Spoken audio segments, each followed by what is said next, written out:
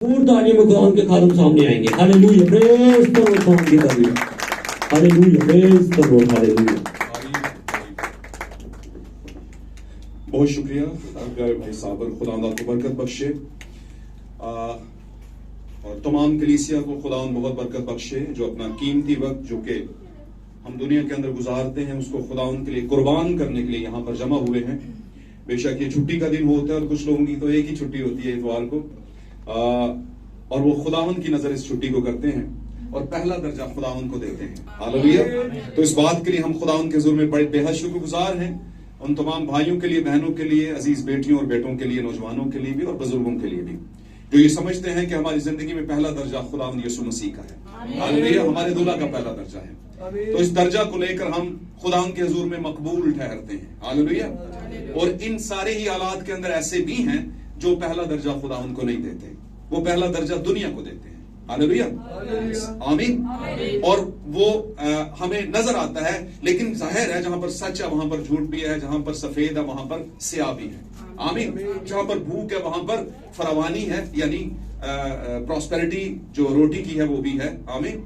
और इसी तरह अगर एक बुराई है तो दूसरी तरफ अच्छाई भी है, अगर कहीं पर मौत है तो कहीं पर जिंदगी भी है। तो ये साथ साथ चलता है, इससे हमने परेशान नहीं होना, लेकिन हमने अपना 100% खुदावन को पेश करना है। कौन सा 100%? अपने बदन का पूरा हिस्सा खुदावन को वक्त के तौर पेश करना है। मेरे अजीजों, हम खुदावन का शुक्र करते हैं आज के दिन के लिए, अच्छे मौसम के लिए और अच्छी फराहमी के लिए, अच्छे इंतजामात के लिए और आपकी अच्छी सेहत के लिए भी और आपके बच्चों की खुशहाली और बरकत के लिए भी खुदावन का शुक्र करते हैं कि खुदावन ने हमें सेहतमंद और सलामती में रखा।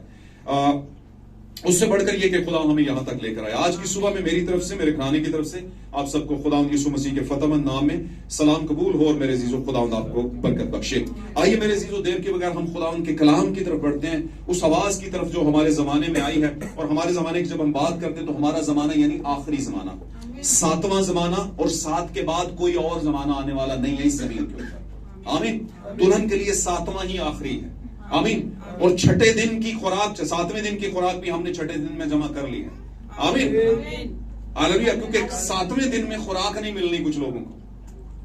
हालेलुया। तो आए हम उस खुराक, उस आवाज की तरफ बढ़ते हैं, यानी the voice of our age, हमारे जमाने की आवाज, हमारे जमाने की न्यूज। Hallelujah, hallelujah. उसको पढ़ते हैं और बरकत पाते हैं। निकालिएगा मेरे साथ खुदावंद कलाम के कलाम अक़दस में से, और मैं चाहूंगा आइंदा से आपने ये करना है, अगर आज नहीं किया तो आइंदा से ये करना है, एक कॉपी और एक पेंसिल भी साथ में रखनी है, ताकि मैं आपको आज के टॉपिक के हवाले पहले ही लिखवा दिया करूं, ताकि आप घर जाकर जो पढ़े नहीं है उनको घर जाकर डिटेल किया करें। क्योंकि पॉसिबल है यहाँ पर टाइम की कमी की वजह से सारी की सारा कॉन्टेक्स्ट में नहीं पढ़ाता, लेकिन उस सारे कॉन्टेक्स्ट में आपके लिए बहुत बड़ी बड़ी बातें पड़ी होती हैं। आमीन। जब आप दिल लगाएंगे, खुदा के कलाम में मन लगाएंगे, तो आपको मजा आएगा पढ़ने का और कुछ हासिल हसूल होगा। हालेलुया। तो आइए हम खुदा के कलाम की तरफ बढ़ते हैं। निकालेंगे हम किताब यिर्मयाह में जाएंगे, चैप्टर 4, किताब यिर्मयाह चैप्टर 4। हालेलुया। यिर्मयाह नबी का सहीफा और उसका 4था बाब, यिर्मयाह नबी का सहीफा उसका 4था बाब और उसकी 30वीं और 31वीं आयत। 30वीं आयत से लेकर यानी पहली 2 आयत, 30 और 31। जी, कोई भी बुलंद आवाज से इसे पढ़िएगा, कोई भी भाई जो पढ़ सकता है। तब ए गारत शुदा तू क्या करेगा? तब ए गारत शुदा तू क्या करेगा? अगरचा तू लाल जोड़ा पहने, अगरचा तू जरीन जेवरों से आरास्ता हो। इसे फिर पढ़िए आप। अगरचा तू लाल जोड़ा पहने, अगरचा तू जरीन जेवरों से आरास्ता हो। हाँ जी। अगरचा तू अपनी आंखों में सुरमा लगाए। हाँ जी। तो अब अपने, इसे दोबारा से पढ़िए। 30वीं आयत में आपने थोड़ा सा कुछ मिस किया है, पढ़िए इसे। तब ए गारत गर, तब ए गारत शुदा तू क्या करेगे? करेगी। अब आया ना असली बात, गा नहीं गी, और अब ये बात गी पे होने लगी है, और इसमें जरा भी आपने मिस नहीं करनी कोई चीज, ठीक है? और जरा खुले दिल से ये बातें सुननी है, खुले दिल से। कलाम में रकम हुई है तो इसका मतलब है हमारे लिए ही हुई है ना। क्या ख्याल है? कोई और दुनिया तो नहीं, हमें हमारे लिए हुई है, तो इसको अपना खुले दिल से जरा, है ना, ओपन हार्ट के साथ इसको लेना है जिंदगी में। जी, पढ़िए इसको दोबारा बुलंद आवाज से। तब ए गारत गर, ए गारत शुदा तू क्या करेगी? जी।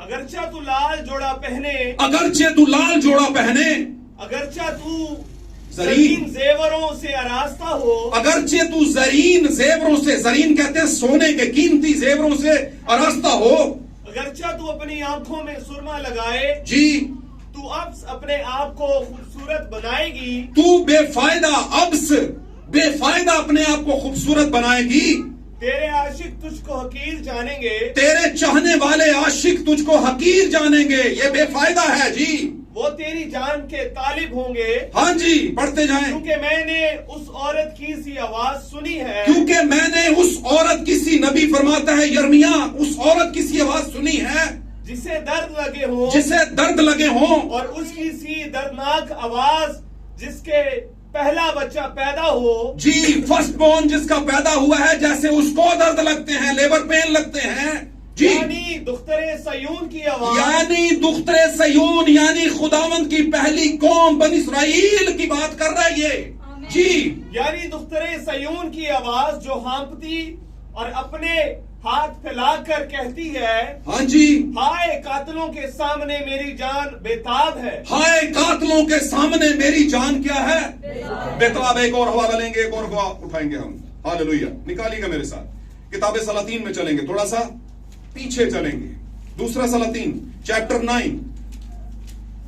9 30वीं आयत से लेकर 37वीं आयत तक हम इसे पढ़ेंगे, 7 आयत, और उसके बाद जो आखिरी आयत है वो हम आखिर में पढ़ेंगे। बस मैं थोड़ा सा आपको कॉन्टेक्स्ट देने के लिए कह रहा हूं। हवाला जात मेरे पास 4 हैं यहां पर पड़े हुए, अगर आपके पास कॉपीज हैं, पेंसिल्स हैं, जो कि नहीं है मुझे पता है, अगर वाली तो बात ही खत्म हो जाती है, लेकिन मगर वाली शुरू हो जाती है। मगर क्यों नहीं है, क्यों नहीं है? पाक कलाम में लिख मुबारक है वो मुर्दे, लिख 7वें कलीसियाई फरिश्ते को, लिख पहले कलीसियाई फरिश्ते को, लिख सरदीस की कलीसिया, लिख प्रिगमस की कलीसिया को, प्रिगमन की कलीसिया को, लिख। तो लिखने का काम तो बाइबल मुकद्दस में खुदा ने दिया, हम किधर लिखते हैं? लिखना है हम। तो लिखता कौन है? जिसे इंटरेस्ट होता है। तो इंटरेस्ट किसने लेना है? हमने लेना है। आमीन। आइंदा से ख्याल रखना, आपने पेंसिल कॉपी लेके आनी है, शर्म वाली कोई बात नहीं है। कोई कहे ना शर्म वाली गाल है तो मेरे ना राब्ता कराएगा जरा, सही होगी बात। दूसरा सलातीन, चलिए दूसरा सलातीन 9 chapter 9 the second Kings chapter 9 30 आयत से लेकर 37 आयत पढ़िएगा। और जब पढ़िएगा, हालेलुया। और जब याहू यज़राइल आया, और जब याहू यज़राइल में आया, हाँ जी, तो इज़राबेल ने सुना, एज़ाबेल ने सुना। जब याहू यज़राइल में आया तो एज़ाबेल ने सुना। क्या सुना? और अपनी आंखों में सुरमा लगा, हाँ जी, सुरमा लगा और अपना सर संवार खिड़की से झांकने लगी। अच्छा, ये ना पढ़ना इतना मुश्किल नहीं है, लेकिन चूंकि हम पढ़ा नहीं है ना, है वैसे 50 बार भी भाई बहने पढ़ सकते हैं, जो 5 पढ़ा वो भी पढ़ेगा इसे, लेकिन चूंकि रूटीन नहीं है ना, इसलिए थोड़ा सा इसकी एक वे ऑफ प्रोसीड में, जो बाइबल की प्रोसीडिंग है, बाइबल की जो बात करने का तरीका है, वो थोड़ा सा आम किताबों से फर्क होता है। तो इसलिए इसमें शर्म की भी कोई बात नहीं। जाहिर है कुछ रिश्ते हमारे लिए नए होते हैं तो उसमें, लेकिन जब हम इसे पढ़ते रहते हैं तो फिर हमारा यूज टू हो जाता है। हालेलुया। फिर हमें किताब पढ़नी। अच्छा जी, इसे दोबारा पढ़ें भाई। और जब याहू यज़राइल में आया तो एज़ाबेल ने सुना, हाँ जी, और अपनी आंखों में सुरमा लगा, और अपने सर संवार और अपना सर संवार खिड़की से झांकने लगी जी। और जैसे ही याहू फाटक में दाखिल हुआ, हाँ जी, और कहने लगी कि ए जिमरी के बेटे, ए जिमरी, हाँ जी हाँ जी, ए कहने लगी, ए जिमरी अपने आका के कातिल खैर तू है। खैर तो है। ए जिमरी अपने आका के कातिल खैर तो है जी। आगे चलिए। पर उसने खिड़की की तरफ मुंह उठाकर कहा, मेरी तरफ कौन है? कौन मेरी तरफ कौन है? कौन? तब 2-3 ख्वाजा सराओं ने उसकी तरफ देखा। उसने कहा, उसे नीचे गिरा दो। जब इसने कहा मेरी तरफ कौन है, तो वहां पर ख्वाजा सरा खड़े थे। उन्होंने याहू की तरफ देखा और याहू ने उनसे कहा, इससे क्या कर दो, ऊपर से पढ़िएगा आगे, नीचे गिरा दो। हाँ जी। तो उन्होंने उसे नीचे गिरा दिया, हाँ जी, और उसके खून की छींटे दीवार पर और घोड़ों पर पड़ी। हाँ, और उसने उसे पांव तले रौंदा। हाँ जी, पढ़ते जाएं। और जब ये अंदर आया तो उसने खाया पिया, फिर कहने लगा, जाओ उस लानती औरत को देखो और उसे दफन करो, क्योंकि वो शहजादी है जी। और उसे दफन करने गए, और वो उसे दफन करने गए, पर खोपड़ी और उसके पांव और हथेलियों के सिवा उसका और कुछ उनको ना मिला। पढ़ते जाएं। सो वो लौट आए और उसे ये बताया। इसने कहा, ये खुदावन का वही सुखन है। याहू ने कहा, ये खुदावन का वही सुखन, वही नबुवत है जी, जो उसने अपने बंदा एलिया तिशबी के मार्फत फरमाया था कि इज़राइल के इलाका में कुत्ते इजाबेल का गोश्त खाएंगे जी, और इजाबेल की लाश इज़राइल के इलाका में खेत की खाद की तरह पड़ी रहेगी, यहाँ तक कि कोई ना कहेगा कि ये इजाबेल है। यहां तक कि कोई ना कहेगा कि ये है, ये इजाबेल है। आमीन। तशरीफ के खुदावंद के कलाम का पढ़ा जाना, सुना जाना हम सब के लिए बाइस से बरकत हो। और अगर किसी पर भी किसी भी तरह की मुश्किल का साया है, तो आज इस कलाम के रेवलेशन के बायस, इस कलाम की समझ के बायस हमारी जिंदगी से वो साया, वो दबाव, वो इन्फ्लुएंस, वो स्क्वीज जिसने हमें जकड़ा है, वो हमारी जिंदगी से दूर हो जाए। हालेलुया। इस कलाम के सादर होने के बायस, क्योंकि पाक कलाम में लिखा है, खुदा अपने कलाम को नाजिल करता है और लोगों को शिफा होना शुरू हो जाती है। हालेलुया।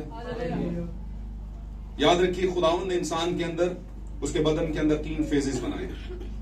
इसी तरह जिंदगी के और बड़े मामलात के अंदर फेज 1, फेज 2 बनाया है इंसान को समझाने के लिए। हालेलुया। तो खुदावंद हर फेज में आपके साथ इंटरलिंक होता है, आपको मौका दे रहा होता है। हालेलुया। आज का हमारा मौजू बड़ा अच्छा है, और ये मौजू बड़ा अपने आप में, अपने अंदर एक बहुत बड़ा एक रेवलेशन, जिसको हम मुकाशफा या भेद या मिस्ट्री कहते हैं, एक मार्फत रखता है। अगर हम आज इस बात को पकड़ पाए तो हम जरूर अपने आप को बेहतर कर पाएंगे। आमीन। हालेलुया। लेकिन मैंने पहले ही बताया, जरा खुले दिल से इन चीजों को, क्योंकि ये किसी के बाप की जागीर नहीं है ना, किसी पादरी के बाप की जागीर नहीं है ये वाली, ये पादरियों के बाप की जागीर है। बात समझ रहे हैं? पादरियों के बाप की जागीर समझते हैं? जो खुदा बाप है, ये उसकी जागीर। और जब खुदा बोलता है तो फिर वो बोलता है और लोग सुनते हैं। हालेलुया। तो आज का हमारा मौजू बड़ा अच्छा है, और मौजू के एतबार से हम इसको लेकर चलते हैं। प्रोस्टिट्यूट वुमन, एक कस्बी औरत, आज का हमारा मौजू है। एक मुकाशफा की किताब में हवाला पड़ा हुआ है, एक हिजकियल में पड़ा हुआ है, मैं आपको पढ़ाऊंगा। लेकिन आज हम इसका देखेंगे कि इसमें खुदा हमें सिखाना क्या चाह रहा है। मेरे अजीजों, कुछ भी बात करने से पहले आपको मैं कोटेशन देता है, क्वेश्चन बताता हूं, कुलिया बताता हूं। और कुलिया यह है कि बाइबल में जहां पर भी औरत की बात हुई है तो समझने के लिए सिरे, बड़ी सिरे की बात बताने की, ये सिरे की बात है। अब जो कुछ भी औरत के बारे में बोला जाएगा, मीन्स के वो सबसे पहले कलीसिया के बारे में बोला जाएगा। आमीन। अब ये जो कुछ भी बोला जाएगा, उन बातों को लेकर आपने मेजरमेंट करनी है। क्या ये मैं हूं, क्या ये मैं हूं या मैं नहीं, क्या ये मैं हूं या मैं नहीं, या इसमें से कुछ बातें मुझ में भी हैं या मुझ में कोई बात इस जैसी नहीं है। तो आज का हमारा मौजू क्या है? प्रोस्टिट्यूट वुमन, एक कस्बी औरत। मेरे अजीजों, इस बात को हमेशा याद रखिए कि खुदावंद ने अपने प्लान के अंदर, अपने प्रोग्राम के अंदर जो कायनात के इंसानों के लिए खुदा रखता था, उसमें शुरू ही से अपने लगौस, अपने दिमाग, अपने इरादा, अपनी मुशैयत के अंदर एक वाकयाती तौर पर, स्टोरी के तौर पर कुछ चीजें डिसाइड कर दी थी, प्रीडेस्टिनेट कर दी थी कि ये होगा ही होगा। हमें लगता है कि ये चीजें नहीं होनी चाहिए थी, लेकिन अगर वो ना होती तो खुदा अपने आप को पूरी तरह रिवील या विजिबल नहीं कर सकता था, पूरी तरह जाहिर नहीं कर सकता था। आमीन। आमीन। मिसाल के तौर पर अगर अदन के अंदर हवा जो है हुक्म अदूली ना करती, गुनाह ना करती, आमीन, हालेलुया, तो खुदा कैसे उनको अपने आप को शाफी के तौर पर पेश करता, निजात दहिंदा के तौर पर पेश कर पाता। फिर आगे चलकर नस्ल आदम और हवा की नस्ल बीमार ना पड़ती तो कैसे खुदा उनका शाफी जो है होने के लिए जाहिर होता। आमीन। आगे चल के अगर याकूब जो है वो चीट ना करता और ईसाऊ के बड़े होने का हक छोटे को ना मिल चीट ना करता, तो कैसे वो अपने बाप अपने मामू लाबन के यहां जाता और वहां से 2 बीवियां करके लेके आता। आमीन। और 2 बीवियों की औलाद में से आगे और कुछ लौंडियों की औलाद भी जो थी आगे बढ़ती। हालांकि खुदावन ने तो आदम के लिए एक ही बीवी पैदा की थी। खुदावन क्यों कुछ काम होने देता है? क्योंकि उन कामों में से खुदावन अपने जलाल को जाहिर करेगा। आज लोगों को थोड़ी सी सर दर्द हो जाए तो कहते हैं मर गए, उड़ गए, खुदा साड़ा दुश्मन है, कहते हैं कि नहीं, वो इसलिए लगी है कि खुदा कुछ उसमें से अपने जलाल को जाहिर करे। बहुत दफा मसाइल इसलिए हमसे चिपके होते हैं, इसलिए नहीं चिपके होते कि हम गुनाहगार होते हैं, नहीं, इसलिए चिपके होते हैं कि खुदावन का जलाल जाहिर होता है। खुदावन हमारे इस कमजोर बदन से अपने जलाल को जाहिर करे। और बाय द वे मैं एक और बात बताता चलूं कि पौलुस तो रो रहा है। पौलुस कहता है खुदावन मैं कितना अभागा हूं, कितना कमबख्त हूं, हाय मुझे इस गुनाह के बदन से कौन छुड़ाएगा।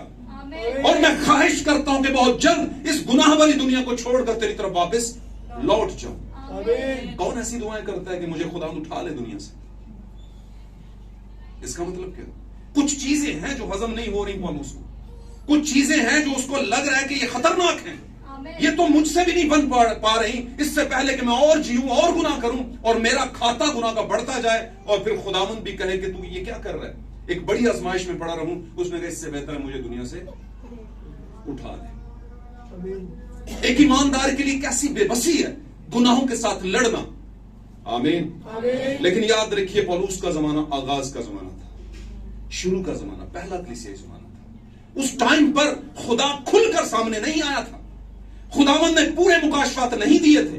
पौलुस भी कह रहा है कि अभी तो हमें आईना में धुंधला दिखाई देता है, आईना खुदा का कलाम मुकाशफात पूरी तरह समझ नहीं आ रहे, लेकिन जब वो आएगा तो रूबरू देखेंगे, रूबरू देखेंगे। कब आएगा? When he will come, कब आएगा वो? 7वें जमाने में, पहले में भी आया है लेकिन पूरी तरह नहीं खुले। दूसरे में, अच्छा पहला जमाना पहली गरज है। पहला जमाना मतलब खुदा पहली बार गरजा है, बोला है। आमीन। पता है ना मुकाशफा 10 बाब में यसू उतरा है और ललकार रहा है और उसकी ललकार से 7 गरज की आवाजें निकली हैं। और गरज की 7 आवाजों का मतलब है 7 जमानों में 7 बार खुदा बोला है। बोला किससे? खुदा अपनों से बोला। और ये गरज की बाय द वे समझ सबको नहीं है। गरज की किसको समझ आएगी? जो उसके उसके स्पेशल वंस हैं। आमीन। हालेलुया। उन्हीं को आएगी और किसी को नहीं आएगी। और ये गरज जो है पब्लिक शो नहीं है। गरज भीड़ भाड़ को समझ नहीं आएगी। गरज किसको समझ आएगी? जो उसका बीज है, जिसको वो खोए हुए थे उनको ढूंढने आया। और निजात कैसे? निजात के लिए खुदा के कलाम को मानना, उसके मुताबिक चलना जरूरी है। जिनको समझ आएगी वो चलेंगे। पहली गरज पहले कलीसियाई जमाने के फरिश्ता पौलुस के जरिए से खुदावंद ने अपनी गरज सुनाई है। हालेलुया। फिर पौलुस के बाद 6 और फिर हमारे जमाने का 7वां। 7 बार खुदा बोला है। लेकिन याद रखिए, खास बात बताने लगा। पहले फरिश्ते के अंदर फरिश्ते की यानी पैगंबर की रूह भी थी और नबी की रूह भी थी। ये खास बात ध्यान रखें। पौलुस ना सिर्फ रसूल था बल्कि वो नबी भी था। और अगर मैं इससे थोड़ा आगे बढ़ जाऊं तो पौलुस के अंदर 5 परती खिदमत थी, 5-fold मिनिस्ट्री, जिसे हम कहते हैं रसूल, नबी, मुबश्शिर, चुरवाहा, उस्ताद। आमीन। 5 ही खिदमत होते अंदर से। आमीन। इसी तरह पहला और आखिरी, शुरू और आखिर पैकअप है। गो के शुरू में मुकाशफात तो सारे नहीं खुले, लेकिन खिदमत और नबूवत 5 परती भी, और एक फरिश्ते की खिदमत पहले कलीसियाई फरिश्ते की, और साथ में एक नबी की खिदमत भी थी। पौलुस ने नबूवतें भी की। आमीन। और इसी तरह फिर आखिरी 7वें जमाने का कलीसियाई फरिश्ता, उसके पास नबूवत भी है। कौन सी? एलिया की, पेशरो की नबूवत, मसीह के आने से पहले का पेशरो। आमीन। फॉररनर इसको कहते हैं, फॉररनर, पेशरो। आने से पहले इश्तिहार ला दिया कौन आना है? जे सालक आना है ना, आने से पहले इश्तिहार लग जाए, वर्शिपर आ रहा है, आ रही है।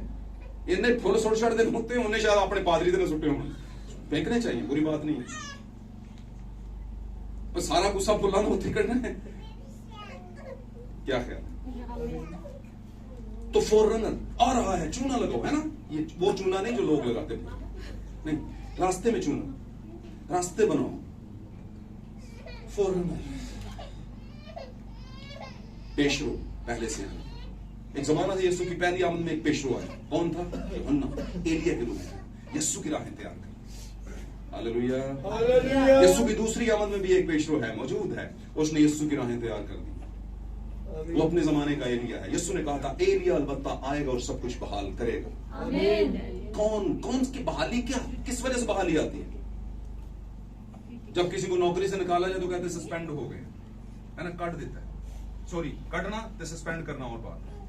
सस्पेंड हो गया, थोड़े वक्त के लिए आपको सीट आपकी गई, आप रहेंगे दफ्तर में, सैलरी नहीं मिलेगी लेकिन सीट भी नहीं मिलेगी। फिर एक आएगा, आप उसके जरिए से बहाल की जाएगी दोबारा सीट। आमीन। तो सीट की बहाली की जरूरत किसे थी? गिरा कौन था? 325 ईस्वी में रोम के जरिए से गिरा कौन? मसीह ही गिरे। रोम के जरिए असर आ गए और ऐसी मां बना ली, और उसी मां का दूध पीकर आज सारी कलीसियां चल रही हैं और कहती हैं क्रिसमस ताड़ा नहीं है भाई, ये रोमिया का। क्रिसमस किसका है? रोमन्स का। कहते नहीं हम तो भाई होते हैं, हम क्या होते हैं?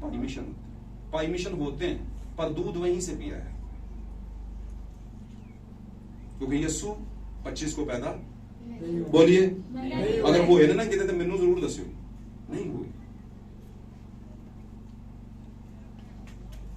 और रोमन्स ने कहा अच्छा ताड़े दी तो डेट तुहानू पता नहीं होनी, ते साडे दी फिर मना लो। की ख्याल है? साडे दी मना लो, तुहानू चर्च भी अपने दांगे, विच बुत भी अपने दांगे, सब कुछ अपना देंगे हम। और वही चल रहा है आज। ला लो एड़ी चोटी का जोर, कभी नहीं हटे, बल्कि नफरत करेंगे, काइन की तरह कहेंगे तो सिर फाड़ दो। इतनी नफरत, ये तो कैनिक सीड है, काइन का बीज है, ये उसका इन्फ्लुएंस है, उसका दबाव है इनके ऊपर, मसा है उनका, सॉरी अनॉइंटिंग। क्या आपका तजर्बा नहीं इस मामले में? तो मेरे अजीजों, प्रोस्टिट्यूट वुमन उसी पर रहेंगे। मैं असल में थोड़ा सा प्रॉब्लम है, मैं थोड़ा सा लेफ्ट राइट हो जाता हूं, लेकिन वो भी चीजें आपको सिखाने के लिए होती हैं, लेकिन हम अपने मौजू पर रहेंगे। तो मेरे अजीजों, इस बात को जानिए आप कि खुदावन हमेशा से ही एक ऐसी कौम और ऐसी कलीसिया चाहता था जो पाक हो, साफ हो। आगाज में खुदावन ने याकूब के जरिए से एक कौम पैदा की, 12 कबीले पैदा किए, और उससे पहले आप देखिए तो खुदा आदम से एक नस्ल को पैदा करके ला रहा है, सेत की नस्ल को खुदा के बेटे कहा गया है, और इंसान की नस्ल को, आदमी की नस्ल को खुदा किसकी? आदमी की नस्ल को आदमी की बेटियां कहा गया है। वहां पर मतलब 6 बाब में यही लिखा है। खुदा के बेटों ने देखा कि आदमी की बेटियां क्या हैं? खूबसूरत हैं, और उनमें से जिस किसी को चाहा उनको लिया, उनसे ब्याह किया और उनसे नस्ल पैदा की। यानी काइन की नस्ल से खुदा के बेटे यानी सेत की नस्ल मिले, और वहां से एक जनरेशन पैदा हुई, और वो जनरेशन मखलूत नस्ल थी। आमीन। मखलूत नस्ल, और मखलूत नस्ल जो है खुदा उसे पसंद नहीं करता। हालेलुया। खुदावंद एक ऐसी कलीसिया चाहता है जो मखलूत ना हो, मिली जुली ना हो, बल्कि सेपरेटेड वन हो, अलग की हो, उसका अपना आप एक वाज़े तौर पर जाहिर हो, प्रोमिनेंट तौर पर कि ये अलग से यीशु की मसीह की क्या है? कलीसिया है, फिर दुल्हन है, और फिर क्या है? बीवी है। आमीन। एक इंसान, एक मसीही जब पैदा होता है किसी मसीही घराने में, तो वो कलीसिया होता है। आमीन। जिस भी कलीसिया से उसके वालिदैन का ताल्लुक है, वो आता है और उस पर हाथ रखता है, उसके छिड़काव का, अगर कैथलिक है तो छिड़काव का बपतिस्मा हो जाता है, अगर कोई भाई मिशन है तो वो उसको महसूस कर देता है ना, कुछ दिनों के बाद। हालेलुया। फिर बढ़ते बढ़ते बढ़ते वो अपने बाप दादा के चर्च में जाता है जहां पर उनके वालिदैन जा रहे होते हैं, वहां पर कलीसिया बन जाता है। आज कलीसिया भाई नहीं आया, वो नहीं आया, वो बच्चा नहीं आया, वो है ना कलीसिया। आमीन। कुछ टाइम के बाद उसे एक मर्द रास्त मिलता है, वो फर्क तरह की बात कर रहा होता है जो कि कलीसियाओं में पहले कभी नहीं हुई, जो कि छुपी हुई है लेकिन किसी ने की नहीं। और जब वो सुनता है उसके पीछे लगता है, और जो ही वो उसके पीछे लगता है, वो सुनना क्या है? सुनना ईमान से। ईमान सुनने से पैदा होता है। जब ईमान आपके अंदर बीज लग गया ईमान का, तो आप उसको फॉलो करते हैं। जब फॉलो करते हैं, जाते हैं, कुछ और बीज लेते हैं, और वो बीज आपकी डाइट बन जाता है। वो बीज आपके अंदर फल पैदा करना शुरू कर देता है, और आप स्टैंड बाई हो जाते हैं कि अब कुछ भी हो, मैंने पीछे मुड़कर नहीं देखना। आमीन। क्योंकि आपको लगता है कि मेरा फ्यूचर अब ये है, मुझे लगता है कि खुदा के कलाम का सही मुकाशवा ये है। आपको जब ऐसा लगा, तो इसका मतलब है कि आप कलीसिया से निकलकर ब्राइड बन गए। ब्राइड बन गया, आपका ताल्लुक, आप स्पाउस हो गए यीशु मसीह के। जैसे मरियम स्पाउस थी किसकी? यूसुफ की। मंगनी हो चुकी थी, आपका लिंक बन गया, आपकी डोर बंद गई खुदावन से। अब आप पे निर्भर करता है, डिपेंड ऑन यू। ये आपकी ओपिनियन है कि आप उस डोरी को जिस टाइम मर्जी कट करके तोड़ दो। वो नहीं, ओ गल्ला तो ठीक सुनाया नहीं कबूल, ओ तो ठीक सुनाया नहीं कबूल। क्या ख्याल? तो मैंने एक बार एक टॉपिक दिया था बड़ा अच्छा, आज से 2-3-4 साल शायद पहले, सच्चाई बा मुकाबला पूरी सच्चाई। तो सच्चाई तो सबके पास है, लेकिन सवाल यह पैदा होता है कि क्या पूरी सच्चाई सबके पास है? तो हमेशा वो दौड़ आप कभी भी नहीं जीतेंगे जिसमें आपको मंजिल का बस दौड़ना काफी नहीं होता, मंजिल का तायुन करना भी बड़ा जरूरी है। क्या ख्याल? आप यहां से निकले, मैं जा रहा हूं, जा किधर रहे हैं कोई पता नहीं। कुछ कहते हैं जिधर ले जाए खूच ले जाए तेन, जेड़ा मर्जी जिधर मर्जी ना है। बहुत सी राहें ऐसी हैं, अखा दे पट्टी बन के कोलू के बैल की तरह लगे हुए हैं जनाब, सुबह से शाम तक ये प्रेयर, वो वर्शिप, वो है ना, वो ये प्रोग्राम, ये मिनिस्टर मीटिंग, ये स्टडी मीटिंग, वो, और साल के बाद पता करो सीखा की है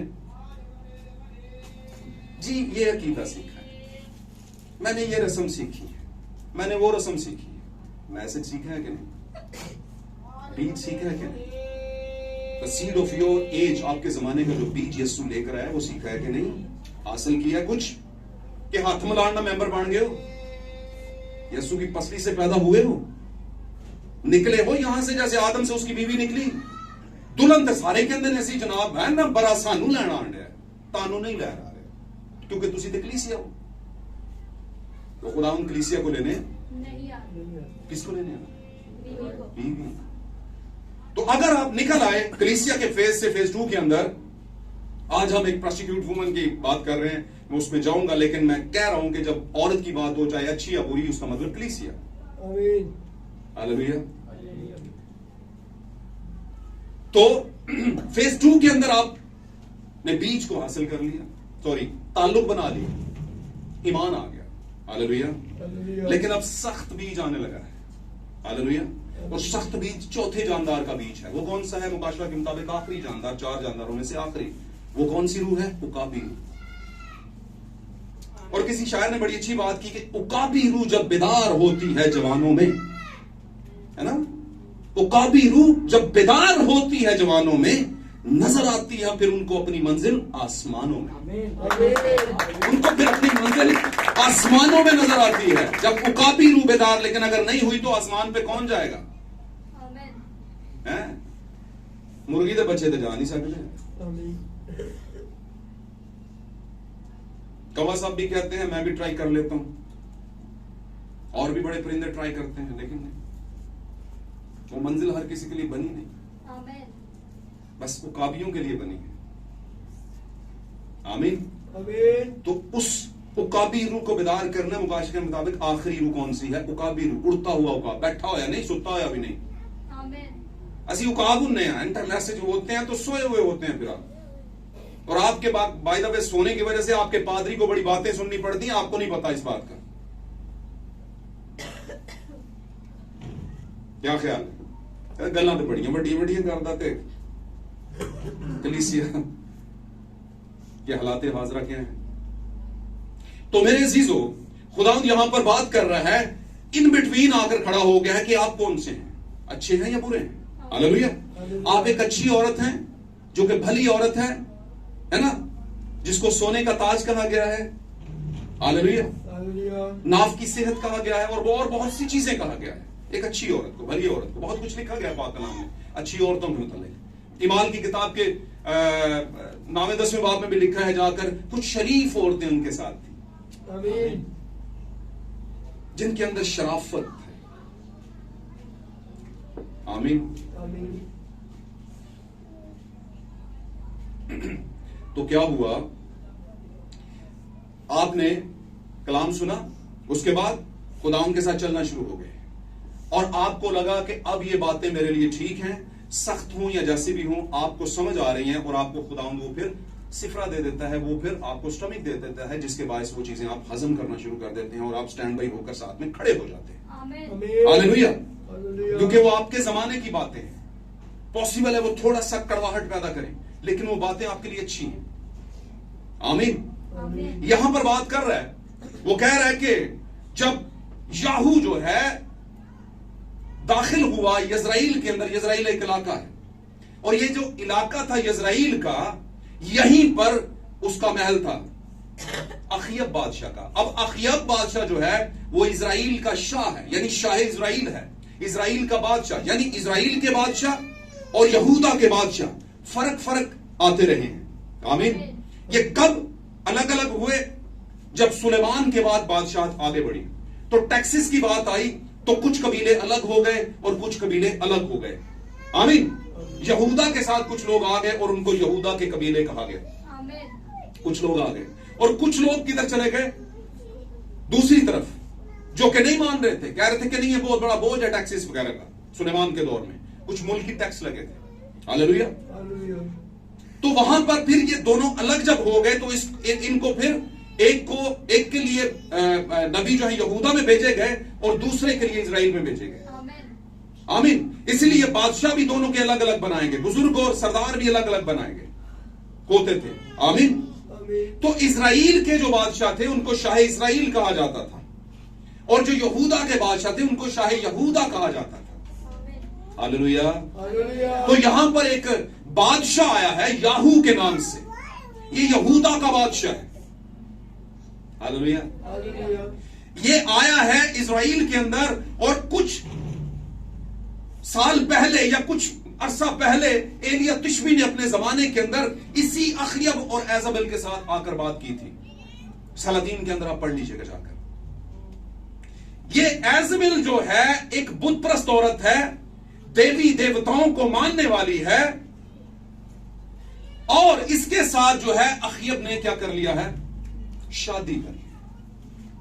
अब शादी वो बंधन होता है कि एक औरत अपना इख्तियार अपने शोहर को दे देती है, और शोहर जो है वो अपना इख्तियार जो है अपनी होने वाली उस औरत को दे देता है, जिसके साथ उसकी उस टाइम पे शादी होती है। बात समझ रहे हैं? इसका मतलब है अब मैं आपकी मर्जी से चलूंगी और आप मेरी मर्जी से चलोगे। ये कहने की बात है। लेकिन अगर आप एजबेल और अखयब को देखें, तो एजबेल के अखयब जो है, सॉरी शाह इजराइल अखयब जो है वो दबा हुआ नजर आ रहा है एजबेल के सामने। अब एजबेल चूंकि एक ऐसे बैकग्राउंड से आई है कि जहां पर खुदा नाम की कोई बात नहीं, सिर्फ देवी और देवताओं की बात है। अगर आप इसको डिटेल करेंगे तो फिर आपको पता चलेगा, मैं इस पर ज्यादा बात नहीं करना चाहता, मैं इसकी मुख्तसरन आपको वाकया सुना रहा हूं। हालेलुया। इसने सबसे पहला काम क्या किया कि इसने अपने शोहर के बिलीव के जितने नबी थे उन सबको क्या कर दिया? मरवा दिया। बादशाहों के पास अक्सर नबी आया करते थे, और अक्सर अंबियाजादे यानी उनकी औलादें भी बादशाह के महल से जो उससे रिलेटेड था उसके राशन से पलती थी। अंबियाजादों की औलादें और अंबिया भी, नबी। आमीन। अब वहां पर एलिया तिशबी आया, खुदाउन ने कहा जाकर अखयब से और एजबेल से यानी उसकी बीवी से ये कह दे कि खुदावंद यूं फरमाता है कि 3.5 साल तक जमीन पर पानी का एक कतरा भी नहीं बहेगा। क्यों इतना सख्त कलाम? क्या खुदा अपने लोगों को सख्ती में डालना चाहता है? नहीं। जो लोग मिक्स होते हैं, मखलूत होते हैं, खुदा के साथ भी टांग रखी होती है और दुनिया के साथ भी टांग पूरी तरह रखी होती है। दुनिया का मतलब, मेरा कहने का मतलब है जो बुराई की बातें उनकी। तो फिर खुदा वहां पर आ जाता है, समझा के जब थक जाता है तो फिर आता है टारगेट करने के लिए। नबी को भेजता है और आकर कहता है कलीसिया, एज़ेबेल, तुझ में जो मेरे पड़े हुए है ना, जिसकी वजह से बुराई फैली हुई है, ना तू सर्द लग रही है ना तू क्या लग रही है, गर्म लग रही है। अच्छा था कि तू या तो सर्द हो जाता या तू क्या हो जाता, गर्म हो जाता, क्योंकि तू नीम गर्म है, लुक वॉर्म है। अब ऐसा है, ऐसी कंडीशन को मैं अपने मुंह से क्या है तुम्हें फेंकने वाला हूं, मैं स्पू कर दूंगा, मैं वोमिट कर दूंगा। बाइबल को मुख्तलिफ उसमें तराजुम में, कुछ में वोमिट लिखा है, कुछ में स्पू लिखा है, फेंकने को। अब एक ऐसी हालत के अंदर, ऐसी कंडीशन के अंदर कलीसिया है जो आदि बुतप्रस्त है, आदि दुनियादार है और आदि खुदावंद के साथ लटकी हुई है। तो पाक कलाम में यीशु ने भी बयान किया और फिर आगे चल के पौलुस ने भी, उसने कहा ना हमवार जुए में अपने आप को मत जोतो। आमीन। ऐसा बोझ जो आपके कंधे पे जिम्मेदारी रखी जाए, जिसका एक टायर ट्रैक्टर का हो और दूसरा साइकिल का, कभी भी नहीं चलेगी। खुदा की नजर में तो वो नहीं चलेगी। आमीन। अब एज़ेबेल क्या है? एज़ेबेल अभी मैं जब आपको आगे हवाला पढ़ाऊंगा तो उसमें भी एज़ेबेल के मुतालिक लिखा है, और आगे चल के और पीछे कुछ जगहों पर भी रसूलों ने भी इसको बयान किया और आगे चल के मुकाशमा में भी इसका जिक्र किया गया है। एज़ेबेल को लिंक किया गया है, एज़ेबेल एक ऐसी औरत जिसको प्रोसिक्यूटेड वुमन कहा गया है, और इसका असर उस पूरी कौम पर भी आया है। और इसकी खास बात यह है, मैं आपको एक खास थीम पढ़ा दूं, बता दूं जरा थोड़ा सा। एज़ेबेल द पेंटेड फेसेस वुमन है, पेंटेड फेस वुमन है, एक ऐसी औरत जो अपने फेस को पेंट करती है। और आज भी आप देखिए अपनी हमसाया कौम के पास, ये वाली हमसाया नहीं, जो साथ में मुल्क है, जो आइडलिज्म पर यकीन करते हैं, जो बुत परस्ती पर यकीन करते हैं, वो अपने चेहरों को पेंट कर लेते हैं, करते हैं कि नहीं? आमीन। उसी की तरक्की याफ्ता शक्ल आज पूरे वर्ल्ड के अंदर फैली है, और ये निकली कहां से? बुत परस्तों से, देवी देवताओं के मानने वालों से निकली है। वो अपने आप को पेंट करते हैं। आमीन। आमीन। आज पूरी दुनिया में कोई ऐसी बात नहीं कि मैं जिन चीजों को छुपा सकूं। हर किसी के घर में एलईडी है, मोबाइल है, स्मार्टफोन है, लैपटॉप्स है ना, टैबलेट्स हैं। अब देखिए, कभी औरतों को देखे रैंप वॉक पे चलते हुए? रैंप वॉक, जो पढ़े लिखे बच्चों को पता है रैंप वॉक किसे कहते हैं, कभी देखे?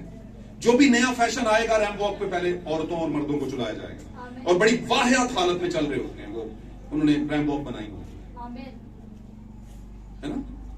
किया होता है कि नहीं? पेंट किया, अजीबोगरीब तरीके से पेंट किया होता है फेस। ये कहां से आ गई? किसने ये शुरू किया? यीशु ने किया, यीशु की मां ने किया होगा, क्या रसूलों की फैमिली ने किया? सात कलीसिया जमाने के जो बीज है खुदा उनको उन्होंने किया नहीं? तो फिर मसीहत में कैसे आ गए? और बाय द वे, ये पेंटेड फेस भी अपने अंदर एक रेवलेशन रखता है, ऐसा के जो आप नहीं है वो दिखाने की कोशिश आप करें, और वो भी वो दिखाने के बाद बुजुर्ग कहते हैं पराया कपड़ा है पाया ते अद्धा रूप जी कहते सन, ऐसे कहते थे? नहीं, पराया गहना पाया हाँ जी, हाँ, बेगाना गहना पाया ते अद्धा रूप गवाया। तो हर वो चीज जो हमारी है ही नहीं, हम वो कर रहे हैं। मिसाल के तौर पर जो वल्गैरिटी में आती है, मैं यहां पे ये भी बात करता चलूं, जिससे लोगों को जंप लगता है, कलीसिया को जंप लगता है। कलीसिया बजाय बेहतर होने के गिरने पड़नी शुरू हो जाती है, और चूंकि कलीसिया दूसरी कलीसियाओं को छोड़कर आते हैं बहुत से लोग, और कहते हैं वहां पर ये फॉल्ट है, ये फॉल्ट है, ये फॉल्ट है, छोड़कर आए हैं तो आगे भी वही फॉल्ट है। तो बताइए मुझे, उस बंदे के बैकस्लाइड होने की वजह कौन बना? उस बंदे के वापस भागने की वजह कौन बना? वो तो आया था जिंदगी को हासिल करने की, या आई थी। उसने कहा यहां पर तो उन चर्चेस से भी ज्यादा गंद है। क्या ख्याल? गाल समझ आती भई है?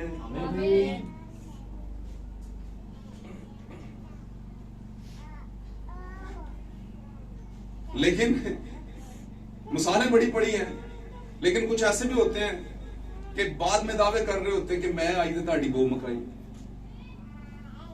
क्योंकि वो उसी तरह का हो जाता है, हालांकि उसे उस तरह का नहीं होना। मैं बहुत दफा चर्च में कहता हूं, अगर आपको लगे कि आपका एग्जाम आ गया है तो अपना सवाल हल करें, कॉपी ना करें, क्योंकि हो सकता है उसका सवाल गलत हो, उसका रिजल्ट निकल आएगा, आप उसकी फिक्र ना करें।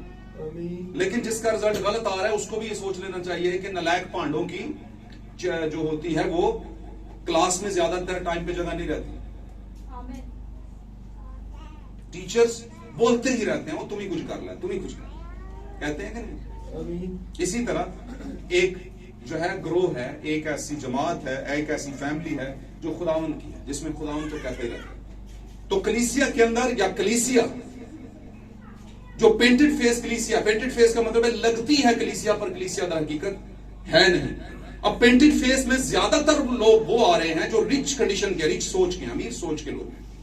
अमीर लोग आमतौर पर, मैं खास सब नहीं, लेकिन आमतौर पर जिनके पास रिचनेस आ जाती है, पैसे की बहुत बढ़ोतरी आ जाती है, फिर गुनाह भी दौड़ा दौड़ा उनमें आ जाता है, बेईमानी भी दौड़ी दौड़ी आ जाती है, फैशन तो आता ही है, पेंटेड फेस तो आते ही हैं, पेंटेड पर्सनालिटीज भी आ जाती हैं कि कुछ है जो नहीं है लेकिन वो बनने की कोशिश की गई है, वो तो आ ही जाता है, लेकिन गंद भी आ जाता है।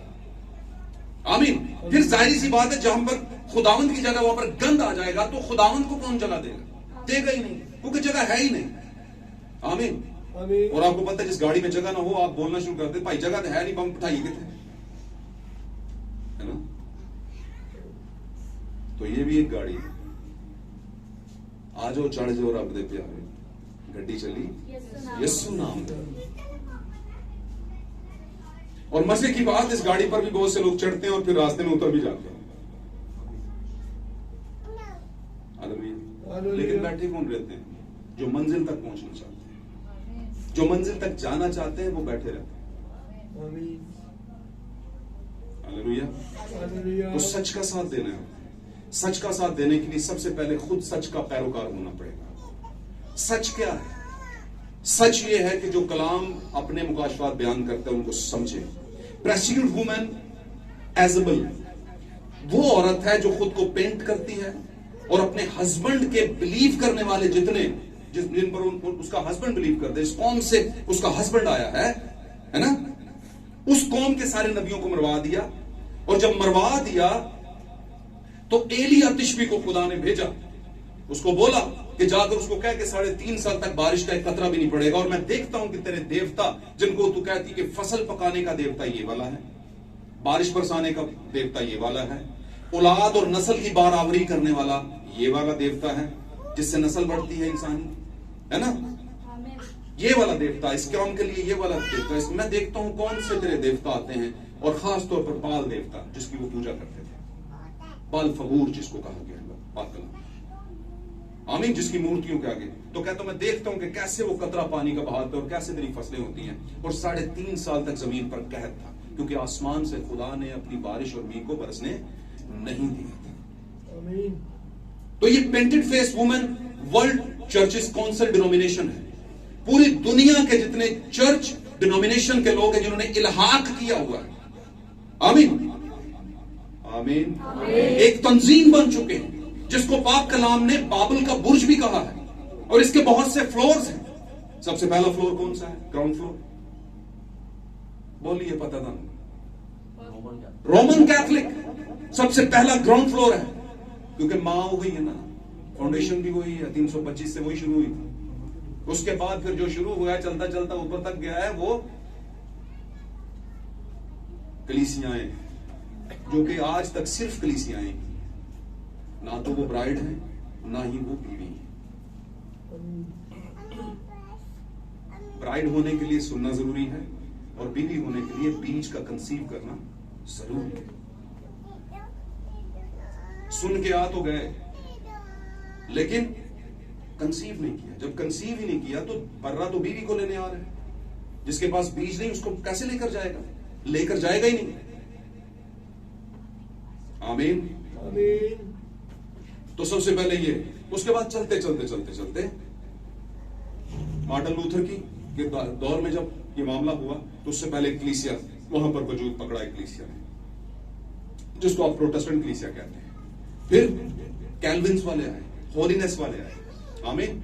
फिर चलते चलते मॉर्मन्स आए, फिर चलते चलते आप देखें यूनाइटेड पेंटिकॉस्टल्स आए, फिर चलते चलते असेंबलीज ऑफ गॉड के आए, फिर प्रेस्बिटेरियन आए, फिर चलते चलते देखते जाएं आप तो आपको नजर आएगा ये जो मतलब और बहुत से नाम है जो अभी मेरे ज़हन से स्किप हो रहे हैं, जो कि आप सुनते हैं आमतौर पर। यहोवा विटनेस वाले हो गए, यहोवा विटनेस वाले हो गए, उसके बाद साल्वेशन आर्मी वाले हो गए, ये बड़ी पुरानी है, ये सारा फ्लोर है और हर कोई अपना एक बीज लेके बैठा हुआ। कोई झंडे थले के नीचे से गुजार रहे हैं, कोई झंडे के नीचे से गुजर जाओ, बस यही है सब कुछ। कुछ कहते हैं नहीं पानी का बपतिस्मा दो, डुबकी लगो, कुछ कहते हैं नहीं छींटे का बपतिस्मा दो। हर फ्लोर पे अपना एक काम हो रहा है कि नहीं? हो रहा है ना? तो ये बुर्ज बना लिया है बस लोगों ने, तो बुर्ज बन गया। खुदावन जैसे उस वक्त खुश नहीं हुआ बुर्ज को देखकर, आज भी खुश नहीं है।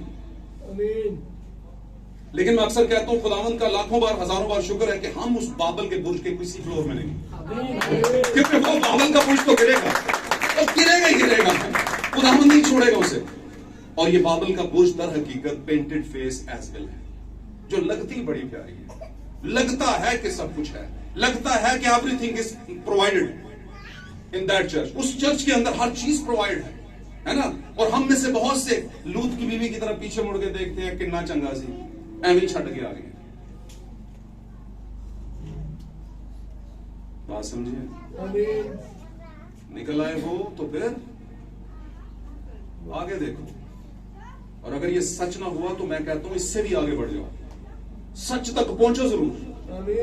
लेकिन अगर यही सच है और इसके अलावा कोई और सच नहीं है, तो फिर आगे जाएंगे तो मामलात क्या हो जाएंगे? खराब हो जाएंगे, यू टर्न फिर लेना पड़ेगा दोबारा। आमीन। लेकिन यू टर्न लेने के लिए आपको फिर सूरों के साथ थोड़ा सेशन गुजारना पड़ेगा, है ना? कल समझ रहे हो? वो सिर्फ बेटा बनना पड़ेगा, वो अलहदा से टैग लेना पड़ेगा। तो बेहतर यह है कि वो ना बनो, जो समझना है पूछ लो। साल 6 महीने तक नाराज रहते हैं, पता आखिर चलता है जो गल होंगी तो वो मैं तो समझना पिया, नहीं तो उसी टाइम पे पूछ लेते ना, क्लियर कर लेते। क्या ख्याल है? तो क्या है ये? ऐसा बुर्ज है, आप इन चीजों को टैग करें। ये बाबल का बुर्ज, खुदा खुश नहीं है उससे। आज भी बाबल का बुर्ज है, कौमों ने बनाया है, कलीसियाओं ने बनाया है, आमीन। खुदा इससे खुश नहीं है क्योंकि उसका बीज बीज में नहीं है। वो खुदावन ने अपना बीज उसमें, जो उसके लोग हैं वो तो हैं, वो निकल आएंगे टाइम से। खुदावन ने कहा है मेरी उम्मत के लोगों उसमें से निकल कर अलग हो जाओ, क्योंकि बाबल का बुर्ज अब गिरने वाला है। हालेलुया। और जो निकल आएंगे वो 7 कलीसियाई जमानों में से निकले हुए हैं, आमीन। वो खुदावन का छोटा गल्ला है जिसको खुदा हर जमाने में निकालता आया है। Hallelujah, hallelujah. वो प्रोसिक्यूट वुमन से निकल आया है, एक ऐसी कलीसिया, एक ऐसी डिनोमिनेशन, एक ऐसा वर्ल्ड चर्चेस काउंसिल जिसके अंदर आज दुनिया तो लगी हुई है और अपनी प्रेफरेंस समझती, अपनी इज्जत समझती कि हम उसमें हैं, जबकि दुल्हन को पता है कि नहीं नहीं नहीं, मेरी जगह यहां पर नहीं है। आमीन। और याद रखिए, मैं थोड़ा सा मिला लूं इसको, अक्सफीरस बादशाह के जमाने में जब किताब आस्तर आप पढ़ते हैं, आस्तर की किताब, उसके आगाज के चैप्टर को पढ़ लीजिए। आगाज में लिखा है जब बादशाह अक्सफीरियस ने अपनी पहली बीवी, मुझे उसका नाम बड़ा मुश्किल सा नाम है, नाम ज़हन से निकल गया, इतना मुश्किल नहीं लेकिन मैंने चुके नाम, अक्सफीरस बादशाह भी खुदा पर यकीन करने वाला नहीं था, है ना? वो एक मूर्ति पूजक लोग थे, लेकिन फिर भी खुदा इन कैरेक्टर्स में अपने आप को जाहिर कर रहे हैं। अक्सफीरस बादशाह ने अपनी बीवी को बुलाया और उसको बुलाया कि एक महफिल हुई है, उसमें तू आ और तेरी ताजपोशी की जाए, और उसने आने से इनकार कर दिया। अक्सफीरस की पहली बीवी ने, आमीन। और इससे बादशाह बहुत नाराज हुआ और उसने उसके जो साथ में जो उसके दरबान थे और उसके गुजरा थे, उन्होंने कहा कि देख तेरी बीवी ने ये बात नहीं मानी, ए बादशाह, इसने जो मलिका है उसने तेरी बात नहीं मानी और ये दूसरी औरतों पर असर होगा और आम जनता की औरतें भी अपने शोहरों पर दबाव डालेंगी और उनकी बात नहीं मानेगी। इसलिए तू एक क्या लिख, ऑर्डरनामा जारी कर, एक ऑर्डर जारी कर कि पूरी बनी इस्राइल में जितनी दोशीजाएं हैं उनको इकट्ठा किया जाए और उनको तहारत के एक सेशन में से गुजारा जाए, सफाई के एक सेशन में से गुजारा जाए, उनको अच्छी खुराक दी जाए और उनको फिर बादशाह के सामने पेश किया जाए, और जिस पर बादशाह की कर्म की नजर हो बादशाह उसकी तरफ अपना आसा बढ़ा देगा और जिसकी तरफ आसा बढ़ाए वो बादशाह की नई मलका बन जाए।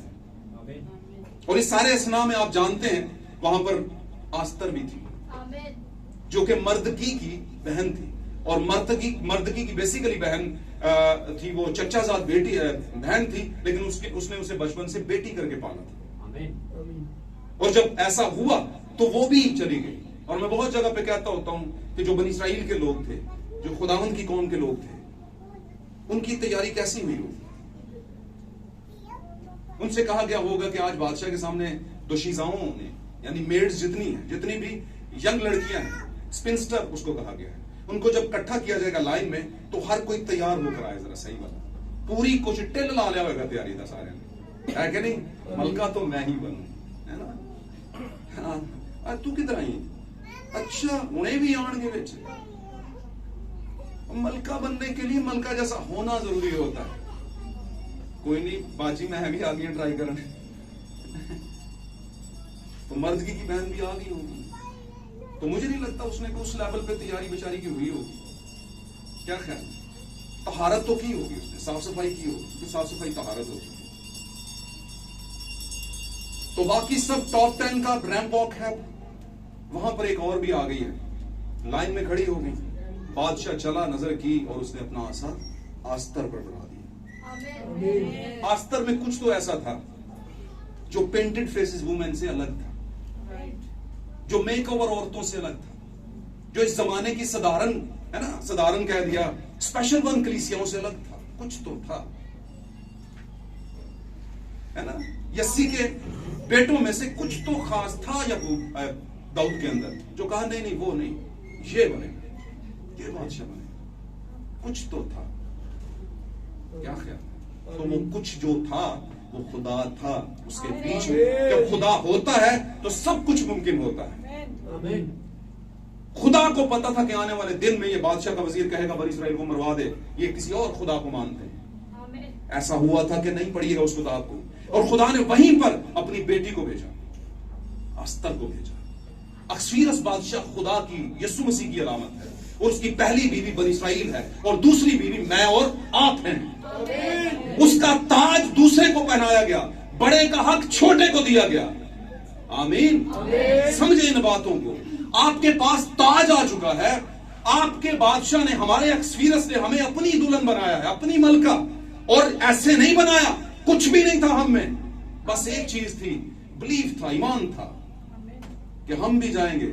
और हमारे अंदर भी कोई बात है, क्योंकि हमारे लिए अपनी कौम का दर्द था, हमारे अंदर अपने खुदा का बीज है, अपनी कौम का बीज है, इसलिए हम उसके लिए कुछ करेंगे। खुदा ने हमें खड़ा किया। आज कोई खादम खड़ा होता है तो मैं कहता हूं वो यहां पर बैज लगा के ये ना कहे कि आई एम अ पास्टर, मेरी रिस्पेक्ट करो, मेरा बैग पकड़ो, मेरे जूते आगे करो। नेवर एवर, कभी भी ऐसा नहीं। भाई ब्रैनम अपने एक मैसेज में कहते हैं, भाई William Branham is a great prophet of our age, हमारे जमाने के एक असीम नबी थे। उन जैसा, उनको बड़ा एक मकाम हासिल है कि उन्होंने दुल्हन की तैयारी के लिए यीशु मसीह के पेशरो होने का काम किया, और उन्होंने वो बीज हासिल करके आज दुल्हन को दिया जो किसी दूसरे के पास नहीं, किसी दूसरे के पास नहीं। और ऐसा नहीं है कि जो बीज उन्होंने दिया वो प्रूफ नहीं होता, प्रूफ होता है, हर चीज पूरी होती है। आमीन। और साहिब दानिश जो लोग हैं, साहिब अक्ल जो लोग हैं, वो जानते हैं कि सच यही है, बस कबूल करने में थोड़ा प्रॉब्लम है। आमीन। तो हमारे जमाने का एक्सपीरियंस हमारा यीशु है। आमीन। जिसने पहली का हक दूसरी को दिया है, और दूसरी को वो अपनी मलका बनाएगा, और इस आमद में वो लेकर जाएगा दूसरी आमद, और तीसरी आमद में वो साथ लेकर आएगा, और वो फिर बैठकर 12 कबीलों का क्या करेगी? उन्हीं का, उस पहली बीवी का क्या करेगी? इंसाफ करेगी। हालेलुया। क्या हम अंडर एस्टिमेट हो सकते हैं? क्या हम लिमिट हो सकते हैं? नहीं। अगर खुदा लिमिट नहीं तो हम कैसे लिमिट हो सकते हैं? हम भी विशाल हैं, हम भी बहुत बड़े हैं। आमीन। हमारे विचार, हमारे ख्यालात बहुत अजीम है, जैसे यीशु के बहुत अजीम थे, क्योंकि हमारे अंदर मोहब्बत है। आमीन। और मोहब्बत की बात करूं तो मोहब्बत सब कुछ क्या कर लेती है? सह लेती है। और सहने का मतलब है टाइम देती है, टाइम देती है, टाइम देती है। यहूदा को टाइम मिला था कि नहीं? मिला था। यीशु ने क्या मारो लाते नु कटो बार, टाइम दिया था कि नहीं? पर वो तो यहूदा था भाई, क्या किया जा सकता था उसको? किराए का घर 1000 बार उसे पेंट कर लो, रहता किराए का ही है, अपना दे। करोड़ों रुपया लगा दो, टाइलिंग कर लो, वो कर लो, ये कर लो, खुशबुएं लगा लो, फ्रेग्रेंस अरोमा वगैरह सारा कुछ छिड़क दो। भाई क्यों इतने खर्चे कर रहे हो? भाई घर है, भाई घर तो है, क्या तेरा है? नहीं मेरा तो नहीं, किराए का। तो फिर क्यों इतना लगाओ उस पे जो तेरा है। तो यीशु ने किस पे लगाई जान? जो उसका था। वो अपनों के लिए आया, अपनों को, अपने मकानों को रेनोवेट करने के लिए आया था। और आज हम मकान किसी और के, रेनोवेट किसी और के लिए हो रहे हैं। ज्यादा अफसोस है हमारी जिंदगी। क्या हमने कभी सोचा कि हम तो अस्तर हैं? लेकिन अस्तर, अगर अस्तर के अंदर वो स्वभाव आ गया जो कि एजेबेल का था, ओ माय गॉड, तो खुदा नहीं छोड़ेगा। उसने कहा देखो तुम जंगली जैतून थे, मैंने तुम्हें असली जैतून की रोगनदार जड़ में लगाया है। पौलुस ने कहा यीशु मसीह के मतलब असली जैतून यीशु मसीह। तुम जंगली हो, तुम्हारी कोई हैसियत नहीं थी, ये गैर कौम है, यानी मैं और आप थे। और असली को काटा, यानी बनी इसराइल को काटा, और हमें वहां पर पैबंद कर दिया। और जब पैबंद कर दिया तो हम अब किस में से ले रहे हैं? असली जैतून में से जंगली ले रहे हैं, और वो जंगली भी असली हो रहे हैं। लेकिन अगर कहा उसने कि देखो उसको तो मैंने, उनको तो मैंने इसलिए काटा और तुमको लगाया क्योंकि उनमें बात सही नहीं थी, वो गरूर में थे और वो पहचान ना सके। लेकिन अगर तुमने कहीं ये करतूत घोल दिए तो देखो तुम तो पहले जंगली थे, तुम्हारे साथ क्या होगा। इसलिए अपने मकाम को पहचाने। आज का हमारा टॉपिक द प्रोस्टिट्यूट वुमन। क्या हम प्रोस्टिट्यूट वुमन कहते हैं कस्बी औरत, कस्बी कहते हैं फाशा को, फाशा कहते हैं बुराई करने वाली औरत। कितने को मतलब दस सब समझते हैं? आमीन। अब एजेबेल थी, एजेबेल ने खुदा के नबी मरवाए।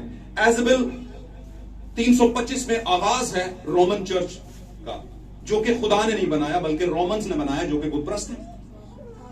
जो कि आज तक रोमन्स का अगर बायोग्राफी आप निकालें तो रोमन्स तो देवताओं को मानने वाले थे, और वही स्पिरिट उन्होंने उस जमाने में बीज के तौर पर बो दी कलीसिया में, और तंजीम बना दी। जहां पर तंजीम बन जाती है वहां पर खुदा का रूठ जाता है, वहां पर ओहदे रह जाते हैं और खुदा का रूह कोई भी नहीं होता। खुदा दरवाजे से बाहर होता है, लोग एक दूसरे से गले मिल रहे होते हैं, लेकिन यीशु मसीह बीच में खड़ा होकर कहता है मैनू मिल लो।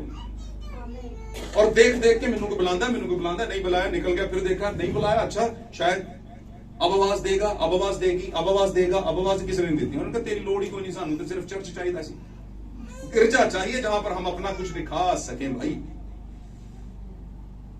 की ख्याल है? समझ आ रही बात की? God bless you. बात समझ आए तो आमीन जरूर बोला करें। तो आज रिजल्ट निकाले अपना जो सही बिलीवर्स हैं, और फिर दिखावे के बिलीवर्स उनका निकाले। गैर ईमानदारों को तो मैं किसी खाते में नहीं डालता, क्योंकि वो बड़े फिर भी अच्छे होते हैं। कहीं हो सकता है गैर ईमानदार जब ईमान ले तो वो तज़ीम बन जाए, लेकिन मेक बिलीवर बड़े खतरनाक होता है ये मामला। अच्छा, यहां पर याहू एंट्री किया। याहू ने जो ही इजराइल इलाके में एंट्री किया, साथ में ही उसका महल था अखीब का और एजबेल का। एजबेल आई पेंट करके, और जो ही उसने देखा कि याहू आया है, याहू को देख के जैसे कैथलिक वाले भाइयों को देख के मुसीबत पै जाती है ना। आप बोलोगे कैथलिक के खिलाफ बड़ा बोल रहे हैं। भाई कैथलिक को, अगर जो सही टिपिकल कैथलिक उनको बोलो आप कौन होते हो, कहते हैं हम कैथलिक। वो नहीं कहते हम मसीही, कहते हम कैथलिक। और जब कैथलिक से भाई मिशन में आते हैं तो कहते हैं हम क्रिश्चियन हो गए। सच्ची बात क्या है? तो बहुत बड़ा आंकड़ा है, बहुत बड़ा एक डिस्टेंस है जो कि खुदावन के लोगों में और एक रोमन कैथलिक स्पिरिट के जेरे असर जितने लोग हैं उनके बीच में। आप देखिए उनका खिदमत करना और खिदमत को पूरा करना किस तरह का है।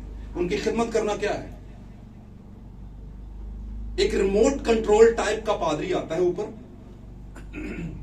व्हाइट गाउन पहने हुए, है ना, लोवान को ऐसे ऐसे करेगा, फिर एक प्लेट निकालेगा, एक गोल्डन वो निकालेगा, उसके ऊपर ढकना होगा, कुछ टिकियां निकालेगा, चलो भाई। फिर कहेगा इस साल के पूरे टॉपिक ये हैं, जितने भी फादर हैं, जितने भी जहां पे जो भी हैं, वो इसी के मुताबिक बोलेंगे। खुदा का नाम लो। रूह किधर गया? रूह बताता है आज क्या बोलना है। रूह बताता है कि आज डाइस से क्या आएगा? फ्रेश मन्ना, ताजा मन 6 दिन बरसता था।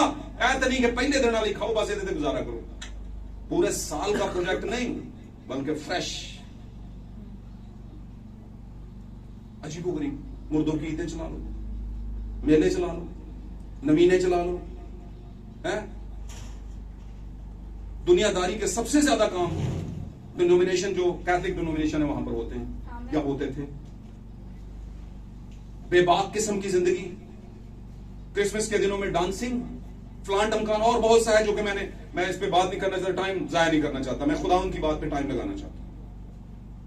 मेरे चीजों ये सारा कुछ दुनिया में हो रहा है, फिर भी वही उत्तम है, कहते हैं उन जैसा तो कोई दूसरा नहीं है। तो इसका मतलब क्या कि पलड़ा इस दुनिया का ज्यादातर मेक बिलीवर की तरफ है, पेंटेड फेसेस वुमेन की तरफ है, पेंटेड फेसेस कलीसियाओं की तरफ है, जिन्होंने कुछ पेंट कर रखा है। और पेंट की बात करूं तो सिर्फ फेस की बात नहीं है, पेंट का मतलब पूरा हमारा डील डॉल है जिसको हम लेकर के आते हैं और वही साबित करता है कि हम अंदर से कैसे हैं। कहने से कुछ भी नहीं होता, कहने से तो क्या कहते होते थे हमारे बुजुर्ग, उत्तो बाबा तस्वीर थे विचो बाबा तस्वीर। तो यीशु ऐसी दुल्हन को नहीं पसंद, ऐसी बीवी को नहीं लेकर जाएगा कि जो दिखावे की बीवी, हालांकि उसे पता है कि अंदर क्या चल रहा है। हालेलुया। याहू ने एंट्री की, ये आई और उसने देख के खुदा के नबी को कहा, अपने आका के कातिल तू आ गया है, ऐसा ही कुछ कहा था यहां पे। उसने कहा हाँ, और उसने कहा कौन है, कोई है जो मेरी बात को सुने। आमीन। तो वहां पर लिखा 3-4 ख्वाजा सरात। ख्वाजा सरा कहते हैं थर्ड वर्ल्ड को, तीसरी दुनिया का जो आ जाते हैं दरवाजों पे, ठक ठक बाजी दरवाजा खोलो, कहते हैं कि नहीं, थर्ड वर्ल्ड, तीसरी दुनिया। तो वो थे उस जमाने में, उनको मुहावजों के तौर पर रखा जाता था। और वो आए और उसने कहा याहू ने इसे गिराओ नीचे, नबूवत को पूरा कर। और जो ही उसको गिराया उसके जिस्म जो है वो बिखर गया। बिखरने का मतलब है खून निकला और उसके छींटे उनके घोड़ों पर, टापों पर, सारी तरफ पड़े। और थोड़ी देर बाद उसने याहू ने कहा जाओ उसे दफना किया। और जब गए दफनाने के लिए तो वहां पर उसका कुछ भी ना मिला। क्यों ना मिला? क्योंकि एलिया नबी ने किसी जमाने में कहा था, यज़बेल तूने बहुत बड़ा खतरनाक काम किया है, तूने खुदा के नबियों को मरवा दिया, तूने खुदा के मखसूस किए हुए बंदा अखीब को बहका दिया है। इतना बहकावा होता है एक ऐसी औरत के अंदर जो कि दिखावे की औरत है, जो कि आपके बिलीफ के अंदर नहीं है।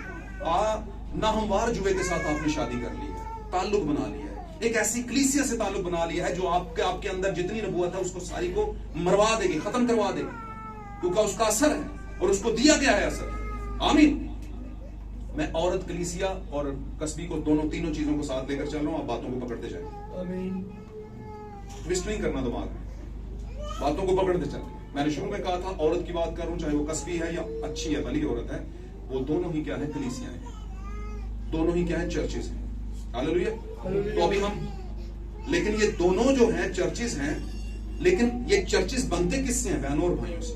अगर कलीसिया के अंदर भी कोई बहन इस हालत में है तो इसका मतलब है वो सही बहन नहीं है। सही बहन का मतलब वो ठीक बहन है, लेकिन वो दिखा नहीं रही कि मैं ठीक हूं, क्योंकि कहीं पर दुनियादारी उसके अंदर है।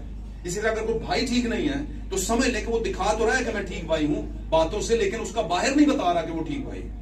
तो जो नजर आता है वो बाहर से आता है। तो हमने कुछ चीजों को चर्च लेवल पे और अपनी जिंदगी इंडिविजुअली, जिसे हम इनफरादी तौर पर कहते हैं, उनको सही करने की कोशिश शुरू कर देंगे। आमीन। बहुत दफा यहां पर ऐसे स्टाइल आ जाते हैं जो कि बाहर के यूरोप के मुल्कों में कस्बियों के और गेज के होते हैं। कस्बियां और गेज जो यूरोप की कंट्रीज में है, उनके जो स्टाइल हैं वो पाकिस्तान में जब आते हैं तो पाकिस्तानी समझते नहीं सारा नवा स्टाइल आया, सब सिद्ध है। नहीं, इसको पढ़िएगा आप कहीं इंसाइक्लोपीडिया में। जो यहां पर स्टाइल आते हैं उनमें ज्यादातर बहुत से स्टाइल ऐसे भी हैं, हेयर स्टाइल कह लें, कपड़ों का कह लें, कुछ और भी कह लें, वो वहां की ऐसी औरतों का है जिसको कस्बी या गेज कहा जाता है। और जो पढ़े लिखे बच्चे हैं वो तो जानते हैं। इसलिए मत उस तरह की कंडीशन में जाएं, जिस कंडीशन में जाएं वो ऐसी कंडीशन होगी जिस पर कोई उंगली ना उठा सके। बोले ये खुदा का बेटा है, ये खुदाउन की बेटी है, ये इस चर्च से बिलोंग करती है। हालेलुया। बातों को समझें। कभी कभी कहने हैं कि गुनाह तो किसी का था, लग मुझ पे गया। आप महफिल की वजह से आप भी बदनाम हो जाते हैं। तो कभी कभी ऐसे कपड़े पहन के ऐसे हालात में जाकर हम बदनाम हो जाते हैं। हालांकि हम वैसे होते नहीं, हमारे पास बहुत बड़ी बात होती है जो खुदा ने हमारे पास रखी होती है, बहुत बड़ी बात। आमीन। और याद रखें, जो हमें आजमाइश देता है उसके जंग का फिर वेपन भी हमें देता है। हम उससे जंग कर सकते हैं, लेकिन करना चाहें तो। Hallelujah, hallelujah. तो बातों को ज़हन में रखें। वहां पर जब गिरी तो एलिय्याह तिशबी की वो बात पूरी हुई कि ए एजबल, तेरे लिए ये सजा है कि तेरी लाश को कुत्ते चाटेंगे। आमीन। अब डिनोमिनेशन सिस्टम एक लाश ही है और वो गिरी हुई है बाय कैरेक्टर। और वो डिनोमिनेशन जो है, वर्ल्ड चर्चेस काउंसिल की जो है, वो एक ऐसी हालत में जा चुकी है जिसमें जिंदगी का बीज तो है नहीं है, सिर्फ मेक बिलीवर्स का बीज है। अब वो गिरी हुई हालत में जब वो उसे कहता है उसे दफनाओ, क्योंकि वो क्या है, शहजादी है। यही पढ़ा है हमने। सारी जिंदगी उसने शहजादियों की तरह गुजारी, जो दुनिया में चलता है वही किया उसने। और लिखा जब वो गए दफनाने के लिए तो वहां पर उसके हाथ शात ही मिले और कुछ मिले ही नहीं। क्यों नहीं? क्योंकि खा गए थे। बात समझ रहे? आमीन। ये नबूवत थी। ये कौन खा गया था? कुत्ते खाएंगे, कुत्ते चाटेंगे उस लाश को। और लड़कों की रोटी जो है वो लड़कों को मिलती है, लड़के बेटे हैं खुदा उनको जो रोटी मिल रही है, और वो उसी में शेर होते हैं, भूखे नहीं रहते। हालेलुया। और एक अच्छी कलीसिया जो है वो अच्छा मन खाती है, चाहे वो थोड़ा मिले लेकिन खाती वही है, और उस पर बेस्ट पर कंप्रोमाइज नहीं करती वो। आमीन। एजेबल हमारे जमाने का वर्ल्ड चर्चेस डिनोमिनेशन सिस्टम है, जिसको UWCC कहते हैं, यूनाइटेड वर्ल्ड चर्चेस काउंसिल, आज बन चुकी है पूरी दुनिया में। आमीन। और एक वक्त आने वाला, ये करीब ही है, अभी एक वक्त क्या, अभी एक वर्ल्ड ऑर्डर जारी होने वाला है, जिसमें अगर आप वर्ल्ड चर्चेस काउंसिल का हिस्सा नहीं है, यूनाइटेड वर्ल्ड चर्चेस का काउंसिल हिस्सा नहीं है आपका चर्च, तो आपको बंद किया जाएगा, आपको बैन किया जाएगा। एक ऑर्डर जारी होगा हुकूमतों में, कौमों में, और आपके जो दिफाई इदारे हैं, जिसको आप कहते हैं कि पुलिस का अदारा या सिक्योरिटी इदारे, ये आके नोटिस देकर जाएंगे, भाई जी आपका वो है कार्ड आपके पास? तो आप बोलोगे जी नहीं हमारा, तो बोलेंगे फिर बंद करें। ये 666 क्या है? लोग ही कहते हैं 666 की मोहर लगेगी, लग भी रही है। ये 666 की मोहर क्या है? फेज 1 के अंदर क्या है, फेज 2 के अंदर क्या, फेज 3 के अंदर क्या है? पर हम कौन से फेज 3 के अंदर हैं? हम कौन से हिस्से के अंदर हैं? हम ना फेज 1 में, ना फेज 2 में, ना फेज 3 में, सॉरी ना फेज 2 में, बल्कि फेज 3 में। और फेज 3 में क्या है? फेज 3 में 666 की मोहर है यूनाइटेड वर्ल्ड चर्चेस काउंसिल का हिस्सा होना। और उस काउंसिल को चला कौन रहा है? रोमन जो हेड है, जिसको आप पोप कहते हैं, वो चला रहा है। उसके ऑर्डर के नीचे पूरी दुनिया की कलीसियां चल रही हैं आज भी, चाहे कोई माने या ना माने। वो जो कहेगा वही कलीसियाओं में, वर्ल्ड चर्चेस में चलेगा। और इसका एक प्रोमो यहां पर आज से 2 साल पहले कन्वेंशन सेंटर इस्लामाबाद में हुआ था, अगर किसी को याद हो तो। नहीं, मुझे याद है पक्का। पूरे पाकिस्तान के पादरी वहां पर गए थे अपनी यूथ को लेकर, सारे गए, और सभी को कार्ड मिले थे, और उस कार्ड पर लिखा हुआ था UWCC। और जिसके पास वो मोहर ना हुई उसको खाना पीना कुछ भी नहीं मिले। अब खाना पीना क्या है? फेज 3 के अंदर खाना पीना तो ये है। आमीन। फेज 3 के अंदर 666 तो वो कार्ड है जो आपके पास होगा, यानी आपने इल्हाक कर लिया उनके साथ, आप बाबल के बुर्ज का हिस्सा हो गए। जबकि हम कहते हैं हम तो बाबल का बुर्ज नहीं है, क्योंकि वो तो गिराया जाएगा। आप पेंटेड फेस वुमेन का एक अज़ा बन गए, आप ही जाके। आप लूत की बीवी का एक अज़ा शक्की औरत का बन गए, जो चाहती है ना पीछे रहूं, पीछे रहूं, पीछे रहूं।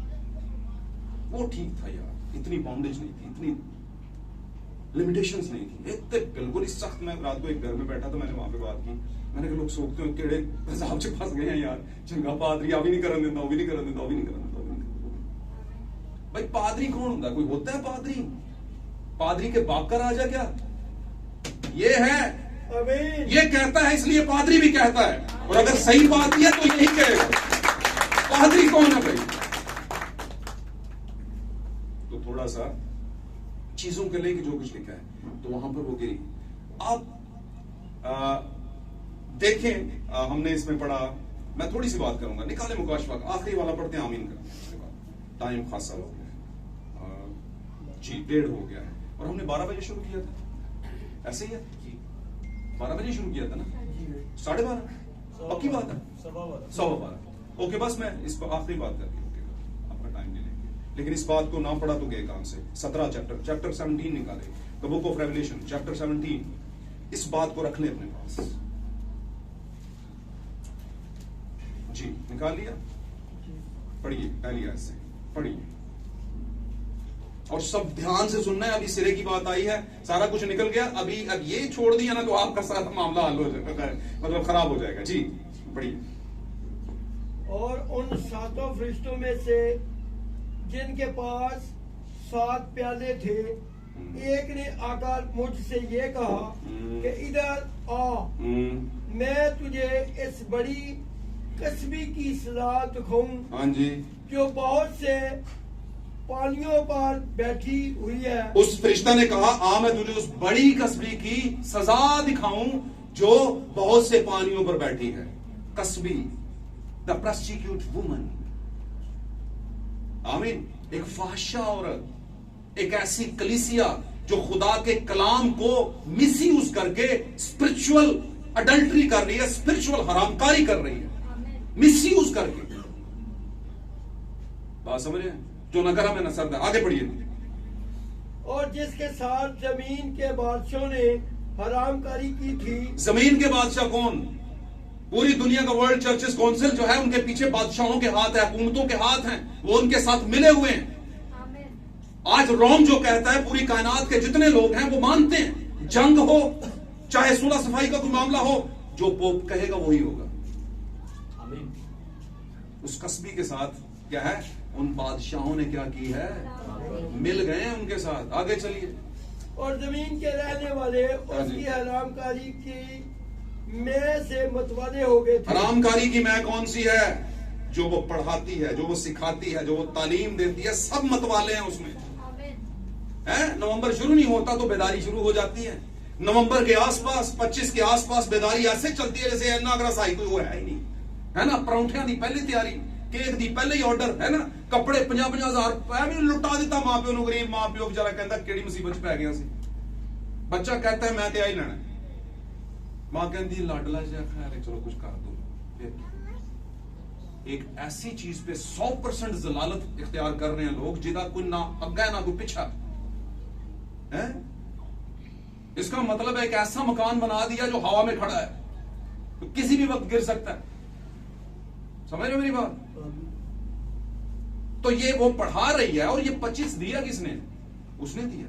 ये जितनी रस्में आज चल रही हैं, सुबह ही शायरबानी दे लो इन्होंने, हैं फिर कितने इन्होंने आना है, इतने ही दे दो। एक ने चलाई सुबह दी, उन्हीं लोगों ने चलाई है, और हम लगे हुए उसी दूध को पी कर आगे प्रीच करते जा रहे। चलिए आगे पढ़ते जाए, पढ़ते। बस वो मुझे रूम में जंगल को ले गया। वहां मैंने कुरमजी रंग के हवान पर जो कुफर के नामों से लिपका हुआ था। लिपा हुआ, पढ़े दोबारा। जो कुफर के नामों से लिपा हुआ था। हाँ जी, लिपा मैं समझावा पंजाबी च पिंडा च ले देंदे हुंदे सुना। ਜਿਹਨੂੰ ਅੱਜ ਕੱਲ ਸਫੇਦੀ ਮਾਡਰਨ ਦਾ ਵਰਜਨ ਹੈ, ਇਹ ਜਿਹੜੀ ਸਫੇਦੀ ਕਰਦੇ ਹੋ ਪਹਿਲੇ ਲੈ ਕਰਦੇ ਸਨ, ਗੋਟੀ ਇੰਜ ਕਰ ਲਓ ਇੰਜ ਕਰ ਲਓ, ਵਿੱਚ ਰੰਗ ਥੋੜਾ ਜਿਹਾ ਪਾ ਲਓ। ਪਿੰਡਾਂ ਦੇ ਜਿਹੜੇ ਲੋਕ ਨੇ, ਅਸੀਂ ਵੀ ਪਿੰਡਾਂ ਦੇ, ਅਸੀਂ ਕੋਈ ਸ਼ਹਿਰੀ ਨਹੀਂ ਆ, ਸਾਡੇ ਵੀ ਇੰਜ ਹੀ ਹੁੰਦਾ ਸੀ ਤੇ ਬਹੁਤਿਆਂ ਦੇ ਇੰਜ ਹੀ ਹੁੰਦਾ ਸੀ। ਇੱਥੇ ਆ ਕੇ ਜ਼ਰਾ ਬਹੁਤੇ ਸ਼ਹਿਰੀ ਹੋ ਗਏ ਸੀ। ਕੀ ਖਿਆਲ? शहरिया दिखाया है, शहरिया हो जाना कोई प्रॉब्लम नहीं। बात समझे? तो लिपे हुए हैं। वो किससे लिपा हुआ है? हैवान किससे लिपा हुआ है? कुफर के नाम। कुफर के नु कहते हैं खुदा का मुनकर, सच्चाई का मुनकर, यस्सु का मुनकर, मुखालफे मसीह, मुखालफे सच्चाई, मुखालफे सदाकत, सच का दुश्मन, सच को मानने वालों का दुश्मन, है ना। वो अय्यूब की बीवी क्या कह रही थी? क्या तू अब भी खुदावंद अपने खुदा को इसी तरह मानता रहेगा, इसी तरह इबादत करेगा? देख अब तो तेरा कुछ भी नहीं बचा, खुदावंद के खिलाफ कुफर बक और मर जा।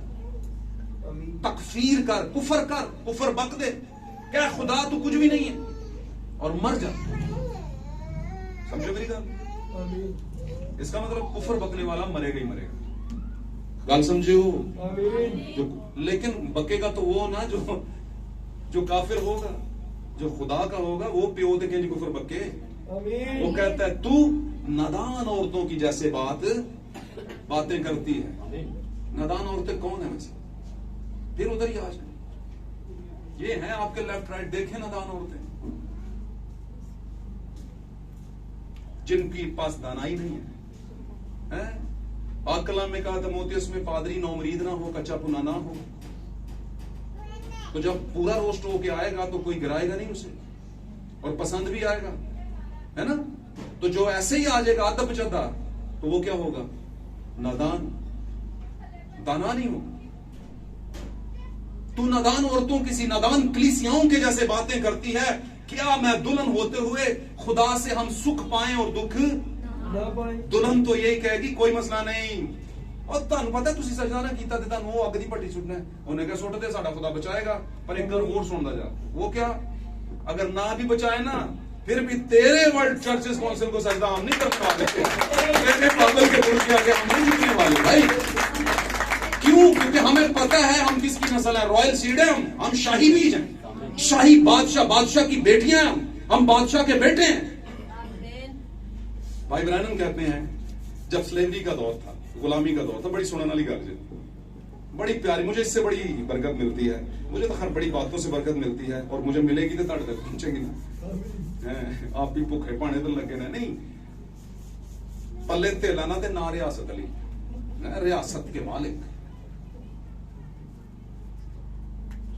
तो मेरे को कुछ होएगा तो तुहाडे तक आएगा ना।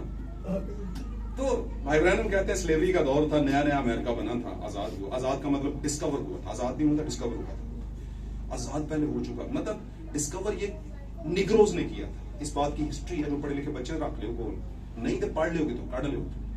ये जो अमेरिका था, ये जो निग्रोज हैं, काले हैं, हबशी हैं, ये उन्होंने दरियाफ्त किया था। ये वहां पे बस रहे थे। ऊपर से ये कौम सफेद चमड़ी वाली गई, जिसको हम गोरे कहते, गोरे गए। इनके पास अकल बड़ी थी, उनके पास इतनी अकल नहीं थी, लेकिन ताकत बड़ी थी। पता है ना तानू? जो निग्रोज हैं उनकी जो मसल्स हैं, यानी उनका फिजिकली कंडीशन बहुत पावरफुल है। ये गए, ये पावर में थे, नॉलेज में थे, इन्होंने जाके उनको मारना शुरू कर दिया और उनका वो बरे-आज़म अमेरिका जो है, रियासत यूएसए जो है, वो ले लिया। जब ले लिया तो उनको क्या कर लिया? गुलाम बना लिया, जैसे कौमें गुलाम बना लेती है। मैं छोटी जी गल करांगा ताड़े वास्ते चंगी जी। अब ये स्टोरी जो है, ये वाकया भाई ब्रैनम अपने एक मैसेज में लेकर चल रहे हैं। अब मैंने बात की बादशाह के बेटे और बेटियां, अगर हम हैं तो ये मिसाल हम पे बड़ी फिट आती है। और इस मिसाल को खाली मिसाल मत समझिएगा, ये आपके लिए बड़ी जबरदस्त चिराग है, रोशनी है आपके लिए। ब्रदर कहते हैं कि उस टाइम पर इन्होंने जब कब्जा कर लिया तो चलते एक टाइम के अंदर का आकर अब्राहम लिंकन जो है, अमेरिका का एक प्रेसिडेंट रहा है, अब्राहम लिंकन। किताबों में आपने पढ़ा होगा, बुक स्टोरीज में। आमीन। अब्राहम लिंकन जो है बड़ा नाइस बंदा था। अब्राहम लिंकन उस वक्त छोटा था, बादशाह नहीं बना था, तो अमेरिका में ही था वो भी। और मजे की बात, वो भी कैंटिकी का था, लुजियाना का, जहां के भाई विलियम ब्रैनम थे, वो भी वहीं का था। तो कहता है वो जा रहा था, ये अब्राहम लिंकन छोटा था, यंग था अभी, तो जा रहा था तो देखा कुछ लोग इकट्ठे हैं ऐसे दायरे में और अंदर चीखने की आवाजें आ रही हैं मैदान में। तो कहते हैं मैं ऐसे ऐसे करके वो गया अब्राहम लिंकन, उसने जाकर देखा कि एक सही सेहतमंद किस्म का निग्रो है, हबशी है, और वो भाग रहा है और लहूलुहान है, उस पर चाबक लग रहे हैं और चाबक मार कौन रहा है? गोरा घोड़े पे चढ़ा हुआ है और उसको दौड़ा रहा है ऐसे ऐसे ऐसे ऐसे, और वो खा रहा है चाबक, चीख तो रहा है लेकिन सख्त भागता जा रहा है, भागता ऐसे राउंड में, ऐसे घोड़ा पीछे दौड़ा रहा है ऐसे। समझ आ रही है? अच्छा, दूसरी तरफ कहते हैं अब्राहम लिंकन ने देखा तो कुछ और भी निग्रोस थे जैसे ऐसे खड़े हैं, है ना, खड़े हैं, और वो जो निग्रो भाग रहा था उसकी बीवी और बच्चे भी पास खड़े और वो रो रहे हैं, मत मारो मत मारो मत मारो, और वो भागता जा रहा है। अब कहता है कि उसने पूछा कि भाई ये क्या हो रहा है? उसने कहा ये गुलामों की खरीदो फरोख्त हो रही है, ये काले गुलाम हैं, इनको खरीद रहे हैं, और जो खरीदता है वो पहले चेक करता है कि क्या कार्ड कटेगा कि नहीं। Oh my God. अब वो गुलामों ने खाना पीना तो है कुछ, अब चेक करने का तरीका क्या है? चाप के खाओ, भागो। और कहता नाश्ते में पाऊंगा इन्ना पैंट जिनिया मर्जी चाप, क्या बात है यार उसकी। और भाग रहा, उसके बच्चे कह रहे मत मारो। कहता जब मैंने नजर की बाकी गुलामों के ऊपर तो उनमें एक गुलाम था जो ऐसे करके चल रहा था। सॉरी टू से थोड़ा सा ऐसे कर देता, ऐसे कर।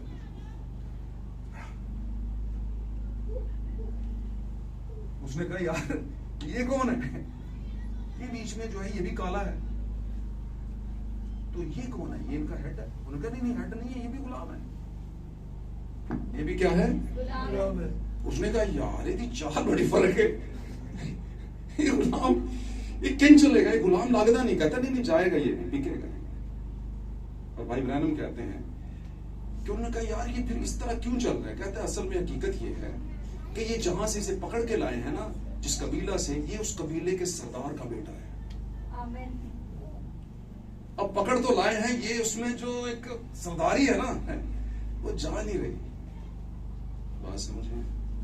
तो हम भी जब दुनिया में गुलाम होते हैं ना गुनाह के, अगर हम खुदा उनका बीज है, उसके कबीले के हैं, तो कहीं ना कहीं हम में बादशाह वाली बात तो होगी। चाहे बिक जाए, चाहे कोड़े खा ले, कुछ भी हो जाए, पर फिर भी ऐसे कहेंगे हम क्या है?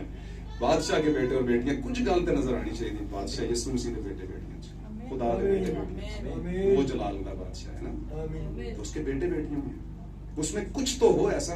और ये अकड़ जो है ना बेसिकली किस वजह से? कोड़े भी खा गया ऐसे ही है, इसका मतलब है नहीं नहीं नहीं, हम कहीं और से बिलोंग करते हैं, हम है नहीं है, हमारा खानदान कोई गुलामी वाला नहीं। आ गए हैं बस आपके पास, अब ये तो नहीं हो सकता भाई, ये तो ऐसे ही रहेगा। काम करो जड़े कराने में तुझे। क्यों जी? बात समझ आ रही है? तो कुछ लोग मैसेज पे, जो बादशाह के बेटे और बेटियां हैं, बादशाह की खुराक पे कंप्रोमाइज नहीं करते। वो कहते हैं खावांगे तो ये कोई खावांगे, और कोई नहीं सानू हजम होगा, हमें ये हजम ही नहीं होता जो आप दे रहे हैं हमें। तो देखा जाए तो ये भी द टाइम ऑफ स्लेवरी है, ये भी द टाइम ऑफ गुलामी है। गुलामी का ही तो टाइम है। कौन सी गुलामी? गुनाह की गुलामी है ना, मेक बिलीवर होने की गुलामी, दिखावे की गुलामी, पैसे के जो कहते हैं जर दोस्त होने की गुलामी है ना, नादान औरतों की सी बातें करने की गुलामी, बाबल के बुर्ज की गुलामी है ना, डिनोमिनेशन सिस्टम की गुलामी, बनावटी तालीमों की गुलामी है ना, रिच चर्चेस, लुधिकियाई चर्चेस, शाही बेगमात वाली कलीसियाएं, शाही औरतें यानी शाही कलीसियाएं, पैसे वाली कलीसियाओं की गुलामी। लेकिन अगर हम उसका बीज है, उसके कबीले से बिलोंग करते हैं, जिस कबीले से यहूदा का शेर बबर कबील बिलोंग करता है, अगर हमारा उससे ताल्लुक है, तो फिर कुछ ना कुछ तो हमारे अंदर भी होगा। आमीन आमीन। जिसको देखो कि यार है बेशक भावे गुलामी तुझे धक्के ना बना लिया, पर है नहीं जे है किसी बादशाह का बेटा या बेटी लगती है। मेरी बात समझ? The daughters of the king, sons and daughters of the king, हमारा खुदा जो बादशाहों के बादशाह, उसके बेटे और बेटियां, तो कुछ ना कुछ तो हम में वो वाली बात होनी चाहिए। अगर हम उसके बेटे बेटियां हैं तो फिर इस बात को पक्का समझ लें कि आप वो कस्बी नहीं है, ना ही आप वो कस्बी हैं, ना ही आप वो बाबल का बुर्ज हैं, ना ही वो नदान औरतें हैं आप, ना ही वो कस्बी है जो ये पानियों पे बैठी है। ये तो कस्बी कोई और है ना। और ये कस्बी कौन है? इस पर हैवान के नाम लिखे हुए हैं, इसके कुफर के नाम लिखे हुए हैं। और ये किताब जो आपके सामने है, ये सॉरी थोड़ा सा दिखा दूं, इस पे क्या लिखा है उर्दू में? उर्दू कितनी अच्छी है, कितनी अच्छी हो, अच्छी उर्दू किसकी है? अच्छी उर्दू, अच्छा अच्छी। ओ भाई जी इस बंदे से तालियां बजाओ, पहले तो हाथ पे चुके हैं ना, शुक्रिया शुक्रिया शुक्रिया। अच्छा अब अच्छी उर्दू मैंने चेक नहीं करना, वैसे मैं कह रहा हूँ अगर आए तो ठीक है, नाम भी तो कोई मसला नहीं। इधर से नजर नहीं आ रहा। ओ माय गॉड यार, नजर तो मेरी भी है। उर्दू में लिखा ना, ऊंची बोलो। अगर अस को इस कर दो फिर क्या बनेगा? तो इसम किसे कहते हैं? इसम किसे कहते हैं? इसम किसे कहते हैं? ऐसे भाई जी अपना जरा इसम शरीफ तो दसो। नाम को दसम पता नहीं, पढ़ा पूरा पढ़ा तो फिर समझ आती है। अच्छा अपना इसम शरीफ दसो तो दस ने मेरा नाम शारून मसीह है, मेरा नाम सबा सैमुल है, मेरा नाम सादर साहब है ना, जो भी है तो वो आपका इसम शरीफ है, आपका इसम अच्छा सा नाम है ना। तो इसम इस्माए कुफरिया आए जब आता है, बीच में हमजा आ जाता है तो कायदे आजम है ना, कायदे आजम, अजीम रहनुमा, ठीक है, एक ऐसा रहनुमा जो अजीम है ना। जब वो वाला ऐसे आ जाता है तो का के की का भी सीगा निकलता है। तो इस्माए कुफरिया का मतलब है कुफर के नाम, इस्माए कुफरिया कुफर के नाम। ये किताब है, भाई विलियम ब्रैनम ने इसको प्रीच किया था, इंग्लिश से उर्दू में ट्रांसलेट होकर आई है, मैंने पिछले दिनों में दी है किताबें। ओके, तो ये इस्माए कुफरिया है कौन, इसमें डिटेल बताएगी, थोड़ा सा ढूंढना पड़ेगा, लगेगा आपको बड़ा खुश चैप्टर है, किताब है, लेकिन अभी ये दफेरी मिलता है, ऐसा तो मिलता भी नहीं है ना, आसानी ना मिल जाए तो कदर भी नहीं होती ना। अब इस्माए कुफरिया सुने मेरी बात, कौन है? पहले तो बात, हैवान कौन है? हैवान कहते हैं ताकत को, हुकूमत को, इख्तियार को, और कस्बी ने एक इख्तियार पर बैठी है, संघासन पर बैठी है, जो कि दूसरे किसी क्रिश्चियन के पास नहीं है, और वो आप जानते हैं पोप की सीट है। आमीन। और पोप कहां पर विराजमान है? रोम के अंदर। और रोम किस पर है? पानियों के ऊपर। ध्यान ना गल सुनियो, 7 बड़े आजमों पे टिका हुआ है रोम, पानियों के ऊपर है वो। बड़े आजम कहते हैं जो पानी के उत्ते की सतह होती है, उन्होंने कहते हैं बड़े आजम, पढ़े लिखे बच्चे समझते हैं, वहां पर टिका हुआ है। और रोम बेसिकली एक हुकूमत है जिसको मजहब का लबादा पहनाया है रोमन डिनोमिनेशन ने, रोमन कलीसिया ने, बात समझ रहे हैं। और ये उस पर बैठी है, हैवान का मतलब ताकत, यानी हुकूमत कर रही है, और ये बहुत से पानियों पर बैठी है। पहली तो बात यह है कि खुद भी रोम जो वेटिकन है वो पानियों के ऊपर है, आमीन। दूसरा, ये जो पानियों पर बैठी है, इसका एक और मुकाशफा यह है कि ये कलीसिया पानियों पर बैठी है, मतलब कौमों, उम्मतों और कबीलों पर बैठी है, यानी कि मुख्तलिफ डिनोमिनेशन के ऊपर बैठी हुई है अपनी बेटियों के जरिए से। और उसकी बेटियां क्या है? नदान और वो सारी कलीसियाएं जो अपना एक नाम रखती हैं, जबकि दुल्हन के पास अपना कोई नाम नहीं। उसके पास किसका नाम? दुल्हन का नाम। उसके पास अपना तो कुछ नहीं है, उसके पास जो कुछ भी है वो दुल्हे का है ना। यीशु मसीह की दुल्हन, यीशु मसीह की बर्रा की बीवी, द ब्राइड ऑफ क्राइस्ट, मसीह की दुल्हन है ना। अब उसका अपना नाम शोहर के नाम के पीछे मदखम हो गया है, मर्जअप हो गया है, छुट गया है। अब दुल्हन को कोई देखेगा तो ये नहीं कहेगा पैन परवीन आई, पैन रियाज आई है, पैन रजिया आई है ना, भाई ये आया है, वो आया है, वो है नहीं। मिसेस जीसस क्राइस्ट, यीशु मसीह की दुल्हन आई है, फलानी मिसेस आई है, मिसेस ये। अब मिसेस का अपना नाम नहीं है, मिसेस के दूल्हे का नाम ही उसका नाम है। कल समझे हो? समझ के बात को? ओके, तो यहां पर ये कुफर के नाम क्या है?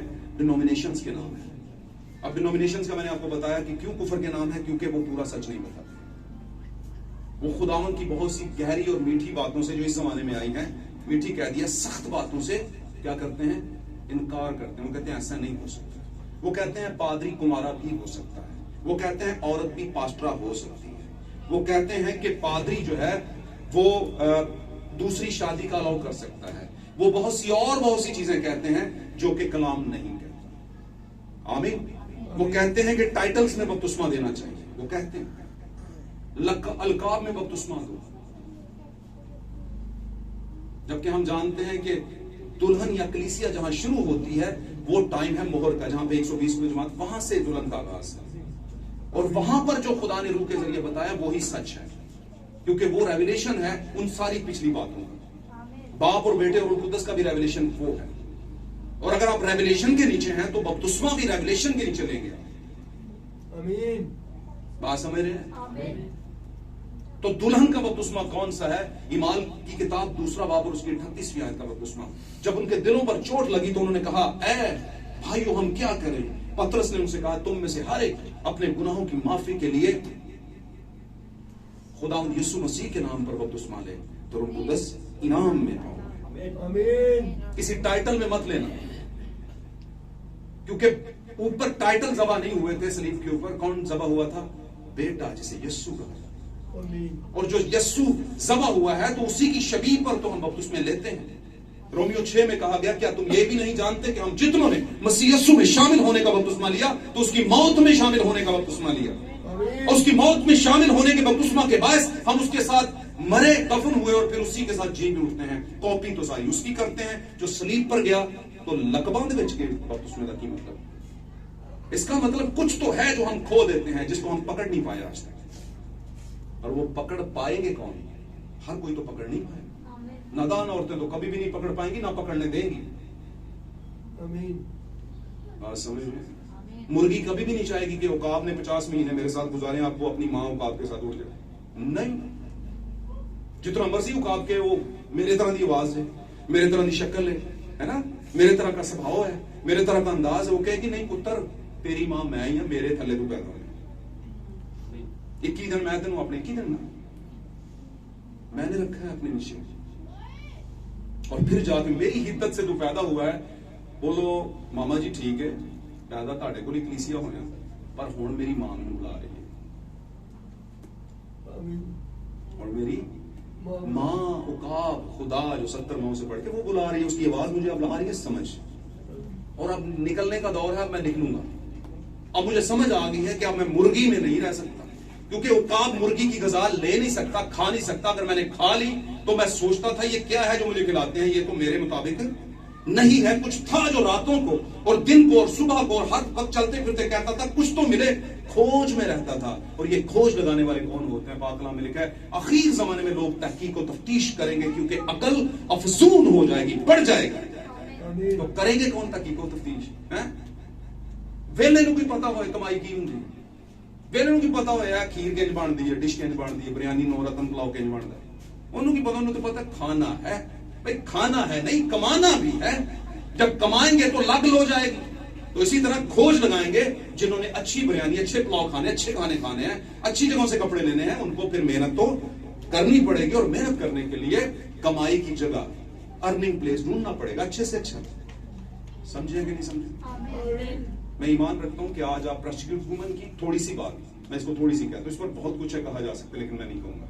थोड़ी सी बात समझे हैं। प्रोसिक्यूट वुमन वो मिशनरी सिस्टम है जिसके अंदर आज लोग नादान औरतों की तशबीह के तौर पर काम कर रहे हैं। वो मिशन है। और ये क्या है? कुफर के नाम उन मिशनों के नाम है। यूनाइटेड फलानी फलानी, यूनाइटेड वो अब यूनाइटेड का मतलब क्या है? क्या है मतलब? आए हाय, उन लिखा है उनकी एक ही राय थी और उन्होंने एक ही राय करके मुकाश में लिखा है खुदा के फरिश्तों के साथ जंग करने को उतरे। उन्होंने कहा इनू नहीं जीन देना, एक कुछ अलग गल्लां करदा है। एक ही राय थी, इसके खिलाफ बाइकाट करो। समझे? उन सब की एक ही राय, मुत्तफिकुल राय होकर खुदावंद के खिलाफ निकलेंगे जूझ माजूझ। ये सिर्फ गैर कौमों की बात नहीं है। सबसे पहली जंग तो घर से शुरू होती है भाई, होती है कि नहीं? आमीन। तो बेटा इन बातों को जानिए, समझिए। कस्बी बड़ा खतरनाक लफ्ज है जो कोई भी लेना नहीं चाहता। और अगर हमें पता ना हो, भाई ब्रैनम का एक मैसेज था, बड़ी अच्छी बात है, आखिरी बात करूंगा, बंद करूंगा। स्पिरिचुअल एमिनेसिया, एक किताब है उनकी, स्पिरिचुअल एमिनेसिया, ईगो कम करें। स्पिरिचुअल एमिनेसिया कहते हैं रूहानी नसियान। मेडिकल टर्मिनोलॉजी में इसको एक बीमारी कहा जाता है, नसियान। भाई जी समझ आ नहीं? की लफ्ज बोलो, निस्यान। अंग्रेजी में कहते हैं एमिनेसिया। एक होता है बदनी निस्यान, एक होता है रूहानी निस्यान, एक होता है बदनी जो है वो बीमार होना, एक होता है रूहानी बीमार होना। अब निस्यान की डेफिनेशन ब्रदर ने बात की है कि निस्यान शुदा औरत और निस्यान शुदा मर्द, जिसको ये मर्ज लग जाता है, वो बाहर अचानक ही बाहर निकल जाती गली में या घर में लोगों में आ जाती है या आ जाता है, कोई भी हो सकता है, और वो उसको पता ही नहीं होता कि मैंने बदन पे कुछ पहना है या नहीं पहना। आप उसे कहें कि भाई तू इस हालत में, तो वो कहेगा नहीं मैंने पहना, उसे लगेगा कि मैंने पहना हुआ सब कुछ, मैं सब कुछ। आप जाएं, अब ये आज भी दुनिया में है निस्यान की बीमारी। अब निस्यान की बीमारी को कहते हैं अमेनेसिया। तो इसको कहें फिजिकल अमेनेसिया है बामुकाबला स्पिरिचुअल अमेनेसिया। स्पिरिचुअल अमेनेसिया अगर किसी को लग गया तो भाई एक ही हल है उस हालत में से निकलने का, कलाम। क्योंकि आपको स्पिरिचुअल अमेनेसिया लगा है तो हकीकी जो कलाम है, रूहानी कलाम है, वही उस अमेनेसिया से आपको आजाद करेगा। लोगों को पता नहीं चलता कि है क्या। लोग यूनाइटेड हो चुके हैं और अपने आप को लिखते हैं यूनाइटेड फलानी फलानी mission, United Pentecostal, United Philadelphia, है ना, कहते हैं कि नहीं कि हम यूनाइटेड, उनके 50, 60, 70 यूनाइट होते हैं। आमीन। हम किसके साथ यूनाइट हैं? हम किसके साथ मुल्हिक हैं? किसके साथ मिले हुए हैं? वक्त के कलाम के साथ खड़े हैं, जो खुदावन से आया है, नबी के जरिए से, सात्विक से रिश्ते के जरिए से, और सच का साथ देने के लिए हम यहाँ पर खड़े हैं। लोग पसंद करे तो भावे ना करे, खुदावन को आगे बढ़ना चाहिए। हालेलुया। और कुफर के नाम मिशनों के नाम है, आज से ज़हन में रखना। इस्माई कुफरिया कहीं और नाम नहीं है, मिशनों के नाम, क्योंकि मिशनें ही खुदावन के खिलाफ है, नादानियां करती हैं। मिशनें, कोई और नहीं कर रहा। यीशु के साथ भी उसके अपनों ने रद्द कर दिया, आज सही कलीसिया को भी उसके अपने ही रद्द करेंगे। हालेलुया। लेकिन हम ठहरे खुदावन के कलाम के साथ खड़े होने वाले। अगर हम खड़े हैं तो फिर हम प्रेस्टिट्यूट वुमेन नहीं है, हम एक कस्बी औरत नहीं है, हम ना तो पानियों पर बैठी हुई औरत का हिस्सा है, ना ही हम पर कुफर को भी नाम लगा हुआ है ना। असल में हम हैं कौन? बाइबल बिलीवर्स हैं। हम हैं कौन? हम कलाम पर ईमान लाने वाले हैं। ये कोई नाम नहीं है, ये कोई नाम नहीं, ये एक पहचान है, और पहचान कलाम से है। कलाम हमारी पहचान करा रहा है कि ये मेरे बिलीवर्स हैं, बाइबल बिलीवर्स हैं। हालेलुया। और बाइबल क्या है? बाइबल खुदा का पैगाम है, हर जमाने में आया, इसलिए हमारे जमाने में भी आया है, और इसलिए पैगाम को मैसेज कहते हैं। इसलिए हम कहते हैं कि हम मैसेज बिलीवर्स हैं, हम डिनोमिनेशन बिलीवर्स हैं। आमीन। और भली औरत, अच्छी औरत, मसीह की दुल्हन, मसीह की बीवी, बर्रा की बीवी बाइबल बिलीवर है। उस कहती है मेरे लिए तेरे कॉल के मुआफिक, तेरा कॉल, ये तेरा कलाम जो फरिश्ते के जरिए है, वो कहती है। आमीन। अगर इससे ऊपर नीचे है तो इसका मतलब है हाँ की जगह हाँ नहीं और ना की जगह ना नहीं है। जो इससे ज्यादा है वो गुनाह है, और आज नादान औरतें कलीसियां ये कर रही हैं। शाम की फसा सुबह नहीं दी जा सकती तो नहीं दी जा सकती, क्योंकि उस ऐसे ही नहीं ठहराई, उसके पीछे एक वजह है, और वजह को जाने बगैर लोग क्या कर रहे हैं? टांगे ऊपर और सर नीचे कर रहे हैं। हालेलुया। हमने इन सारी बातों से मेरे अजीजों बचना है। मैं ईमान रखता हूं कि आज का कलाम आपके लिए जरूर बरकतें और अच्छाई और अच्छी सीख लेकर आएगा, जिसको आप लेकर जाएंगे। अगर आपने इसको अपनी जिंदगी में जगह दी तो फिर काम करना इसका काम है, आपका काम नहीं है। बस आपने इसे रहने देना अपने दिल के अंदर, रहने नहीं दिया तो काम नहीं करेगा। ये ना हो कि वो उगना शुरू हुआ तो ठप करके फिर दबा दो, नहीं उगना नहीं है, उगने थे उसको, बढ़ने थे। आमीन। और इसके हाथ में अपना हाथ दे दें, उसका हाथ पकड़े नहीं, अपना हाथ उसे क्या है? कलाम को पकड़ा दें, क्योंकि दुल्हन अपना हाथ अपने दूल्हा को पकड़ाती है। आमीन। बात समझ रहे हैं? God bless you all. खुदा आज के कलाम के बाद हम सबको और आपको बरकत दे। God bless you. प्रेज। आइए हम सब अपनी आंखें बंद करते हैं, दुआ मांगते हैं। सिताइश यीशु मसीह के नाम की आंखें बंद करेंगे, दुआ करेंगे, खुदा उनके नाम को जला रखेंगे, उसकी सिताइश करेंगे, उसकी हम करेंगे।